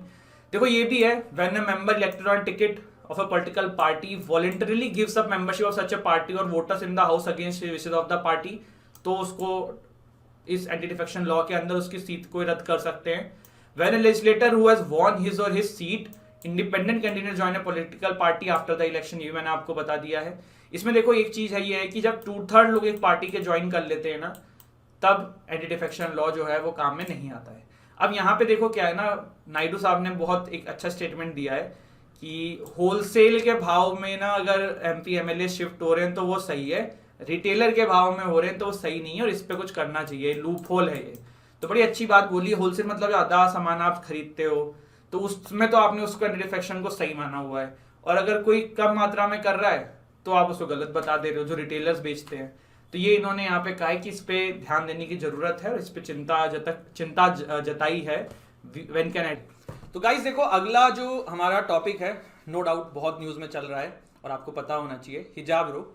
प्रॉब्लम क्या हुई, देखो कर्नाटका से ये बात स्टार्ट हुई थी और यहाँ पे एक कॉलेज से बात स्टार्ट हुई थी, उसके बाद धीरे धीरे बहुत जगहों पे देखने को मिला कि हिजाब कंट्रोवर्सी बन के ये सामने चीज़ उभर के आई है। अभी जब फिलहाल मैं वीडियो रिकॉर्ड कर रहा हूँ तब कर्नाटका हाईकोर्ट में ये मामला है, अभी तक कोई वर्डिक्ट नहीं आया है। फ्यूचर में अगर आ जाएगा और आप ये वीडियो तब देखोगे तो आप इसी नोट्स में उसको ऐड कर लेना, ठीक है। तो 6 students were banned from entering a college in Karnataka Udupi district, वहाँ से ये चीज़ हुई थी। उसके बाद ये बहुत सारे कॉलेजेस में हुआ था। अब इसमें देखो क्या चीज़ आती है, इसमें सिंपल एक क्वेश्चन सामने आता है कि क्या फ्रीडम ऑफ रिलीजन आपको ये राइट देता है, क्या हिजाब पहनना इज कॉन्स्टिट्यूशनली प्रोटेक्टेड, और अगर ये प्रोटेक्टेड है तो फिर गर्ल्स को नहीं रोका जाना चाहिए जो हिजाब पहनना चाहती हैं, और अगर नहीं है तो फिर आगे जो सुप्रीम कोर्ट का या हाई कोर्ट का इस पर फैसला आएगा। तो देखिए article 25 sub clause 1 of constitution जो है वो गारंटी करता है freedom of conscience and the right to freely profess practice and propagate religion. मतलब आप किसी भी रिलीजन को मान सकते हो, इंटरनली किसी चीज़ को मान सकते हो, आप जिस तरीके से अपने रिलीजन भावनाओं को आगे रखना चाहते हो, ये आपको फंडामेंटल राइट हमारा कॉन्स्टिट्यूशन देता है। But then again it's not a completely right कि आप इसको हमेशा कहीं भी यूज़ कर सकते हो। इसको स्टेट जो है इस पर रिस्ट्रिक्शंस लगा सकती है on the grounds of public order, decency, morality, health and other state interest. तो ये एक इसमें जो बात है। अब सुप्रीम कोर्ट को हम देखते हैं कि सुप्रीम कोर्ट ने अपने पुराने किसी जजमेंट में इस मुद्दे के ऊपर क्या कह रखा है। तो देखिए एक शिरूर मुद्द केस था जो आज से 1954 की बात है। तो सुप्रीम कोर्ट ने ना उसमें एक प्रैक्टिस दी थी जिसमें उन्होंने कहा था कि हम religion essential religious practice test बोला था सुप्रीम कोर्ट ने अपने वर्डिक्ट के अंदर, जिसमें सुप्रीम कोर्ट ये चीज़ देखती है कि कोई भी जो प्रैक्टिस है वो कॉन्स्टिट्यूशन के द्वारा प्रोटेक्टेड है या नहीं है। जो आप लोग कहते हो ना राइट टू रिलीजन के अंदर प्रोटेक्टेड है कि नहीं है, तो supreme court essential religious practice test का यूज़ करके वो चीज़ डिसाइड करेगी। सुप्रीम कोर्ट ने अपने काफ़ी सारे वर्डिक्ट में इस टेस्ट का यूज़ किया है और इस पर अपने अपने डिसीजंस दिए हैं। जैसे कि इसका एक केस मुझे अभी याद आ रहा है, आनंद मार्गा, हाँ आनंद मार्गा सेट करके एक ये सुप्रीम कोर्ट की 2004 की रूलिंग आई थी। इसी वर्डिक्ट के बेसिस पे सुप्रीम कोर्ट ने टेस्ट ये किया कि पब्लिक स्ट्रीट्स के ऊपर तांडव करना जो है ना ये किसी रिलीजन में नहीं लिखा हुआ है, और सुप्रीम कोर्ट ने फिर अलाउ नहीं किया था। इसी तरीके से 2016 में एक बहुत इंटरेस्टिंग केस था, आप लोग ध्यान से सुनिएगा इस केस को। इसमें हुआ ये था, एक मुस्लिम एयरमैन थे, उनको इंडियन एयरफोर्स ने डिस्चार्ज कर दिया था बिकॉज वो अपनी बीएड को कटाने के लिए तैयार नहीं हो रहे थे। देखिए जो आर्म्ड फोर्स रेगुलेशन एक्ट 1964 है ना, वो प्रोहिबिट करता है growth of hair by armed force personnel except for personnel whose religion prohibits the cutting of hair और शेविंग ऑफ फेस। अब आप कहोगे कि सर यहाँ पे एक्सेप्शन तो है ना, तो उसमें इनको आना चाहिए था और इनको अलाउ करना चाहिए था, फिर ऐसा क्या हुआ? तो देखिए सुप्रीम कोर्ट ने इसी टेस्ट का यूज़ किया, और ये जो इंसान थे, इनका नाम मुझे अभी याद नहीं आ रहा है, आई थिंक मैं आपको नाम बता दूंगा, हामिद शेख ऐसे कुछ नाम था, मोहम्मद जुबैर करके इनका नाम था। तो जो मोहम्मद जुबैर थे ना, वो ये बात प्रूफ नहीं कर पाए कोर्ट के अंदर कि इस्लाम इस चीज़ को सामने रखता है कि जो बियर्ड है इसको ग्रो करना जरूरी है। ये चीज़ ये प्रूफ करने में नहीं सक्षम रह पाए, ऐसा सुप्रीम कोर्ट को लगा, इसीलिए इनके अगेंस्ट में वर्डिक्ट आया और एयरफोर्स ने जो डिसीजन दिया था उसे अपील कर दिया गया। अपील मतलब उसी को सही ठहरा दिया गया। तो ये हमने कुछ चीज़ें जानी। इसके बाद ऐसा नहीं कि सिर्फ यही केसेस हैं, और भी ऐसे केसेस देखने को मिले। केरल में देखिए हाई कोर्ट ने 2 वर्डिक्ट दिए हैं, एक में थोड़ा सा फेवर में, एक थोड़ा सा अगेंस्ट में। एक केस है Aamna Bint Basheer versus Central Board of Secondary Education, 2016 का केस है। इसमें सीबीएसई ने ये कहा कि फुल स्लीव्स की ड्रेस जो है या हिजाब जो है इसमें चीटिंग करी जा सकती है गर्ल्स के द्वारा, तो इस पर कुछ लगाया जाए पाबंदी। तो कोर्ट ने इस पर यह कहा कि भैया आप पाबंदी नहीं लगा सकते हो, आप एक एक्स्ट्रा मेथड यूज़ कर लो चेकिंग के लिए, कोई लेडीज़ खड़ा कर दो जो चेकिंग कर लें प्रॉपरली, जिससे कि आपको चीटिंग वाली टेंशन खत्म हो जाए। फिर इसी पे एक और केस आया था केरल के अंदर 2018 में, जिसका नाम था Fatima Tasneem versus state of Kerala. इसमें कोर्ट अपनी बात से पलट गई। कोर्ट ने ऐसा कहा कि right of a individual is कम than right of a institution. मतलब जैसे कोई बड़ी संस्थान है, जैसे कि अब सीबीएसई जो है वो पूरी पीपल एट लार्ज की बात करती है, तो उसके कंपैरिजन में कोई एक इंडिविजुअल का जो राइट है ना वो कर्टेल किया जा सकता है, कोई दिक्कत नहीं है। ऐसा हाई कोर्ट केरला ने Fatima Tasneem versus state of Kerala case में कहा। वर्ल्ड में इसके ऊपर क्या है, तो देखिए फ्रांस जो है उसने ऑलरेडी फॉरवर्ड कर रखा है स्टूडेंट को फ्रॉम वेयरिंग वेज इन 2004, और 2011 में इन्होंने बुरखा एंड हिजाब पब्लिक में बैन कर दिया था। आपने सुना होगा, काफ़ी कंट्रोवर्सी भी हुई थी इसके ऊपर। बेल्जियम ने निकाब 2011, देखिए निकाब क्या है, कहीं पे बुरखा यूज़ हो रहा है, तो ये काइंड ऑफ बुरखा है, किसी में आईज वाला होता है, किसी में पूरा फेस दिखता है, कुछ इस तरीके से होता है। तो ये चीज़ थी। बेल्जियम बैंड निकाब इन 2011, सिक्योरिटी का कारण बताया उन्होंने। हॉलैंड ने भी बुरखा निकाब को 2015 में बैन किया हुआ है। चाइना जो पाकिस्तान का सबसे खास बनता है और इंडिया के अगेंस्ट में कश्मीर के मुद्दे पे भड़काता है, उसने अपने जिनजियांग रीजन में, जहाँ पे सबसे ज़्यादा उनके उस एरिया के अंदर मुस्लिम्स रहते हैं, उनके साथ इतना ह्यूमन राइट वायलेशन करता है और वहाँ भी उन्होंने इसको बैन कर रखा है। सीरिया जो एक मुस्लिम कंट्री है, उन्होंने खुद इस पर लिमिटेड लेवल पे बैन लगा रखा है। टर्की ने भी लिमिटेड लेवल पे बैन लगा रखा है, इस्लामिक कंट्री है, मुस्लिम कंट्री है। ट्यूनीशिया ने भी इस पर फुल फेस बैन लगा रखा है। अटेम्प्टेड बैन कनाडा ने भी किया हुआ है। यूके में भी डिबेट चल रही है। देखिए, ये मेरे व्यूज़ नहीं है यहाँ पे कुछ भी, और कोई भी इसको कोई अपने पर्टिकुलर उस तरीके से मत लेके जाइएगा। यहाँ पे मैंने हाई कोर्ट के व्यूज़ रखे हैं, सुप्रीम कोर्ट के व्यूज़ रखे हैं, और ये जो वर्ल्ड में अलग अलग कंट्रीज़ में हो रहा है। अब आप में से बहुत सारे लोगों के दिमाग में ये बात आ रही होगी कि वाई आर 6 एग्जेम्प्टेड अगर मुस्लिम एयरमैन को निकाला गया था उसमें। तो यहाँ पे देखिए ये मामला है कि सिख जो कम्युनिटी है, उनके रिलीजन में इस चीज़ को कंपलसरी किया गया है कि आपको बियर्ड ग्रो करनी है, इसीलिए उनको अलाउ किया जाता है। तो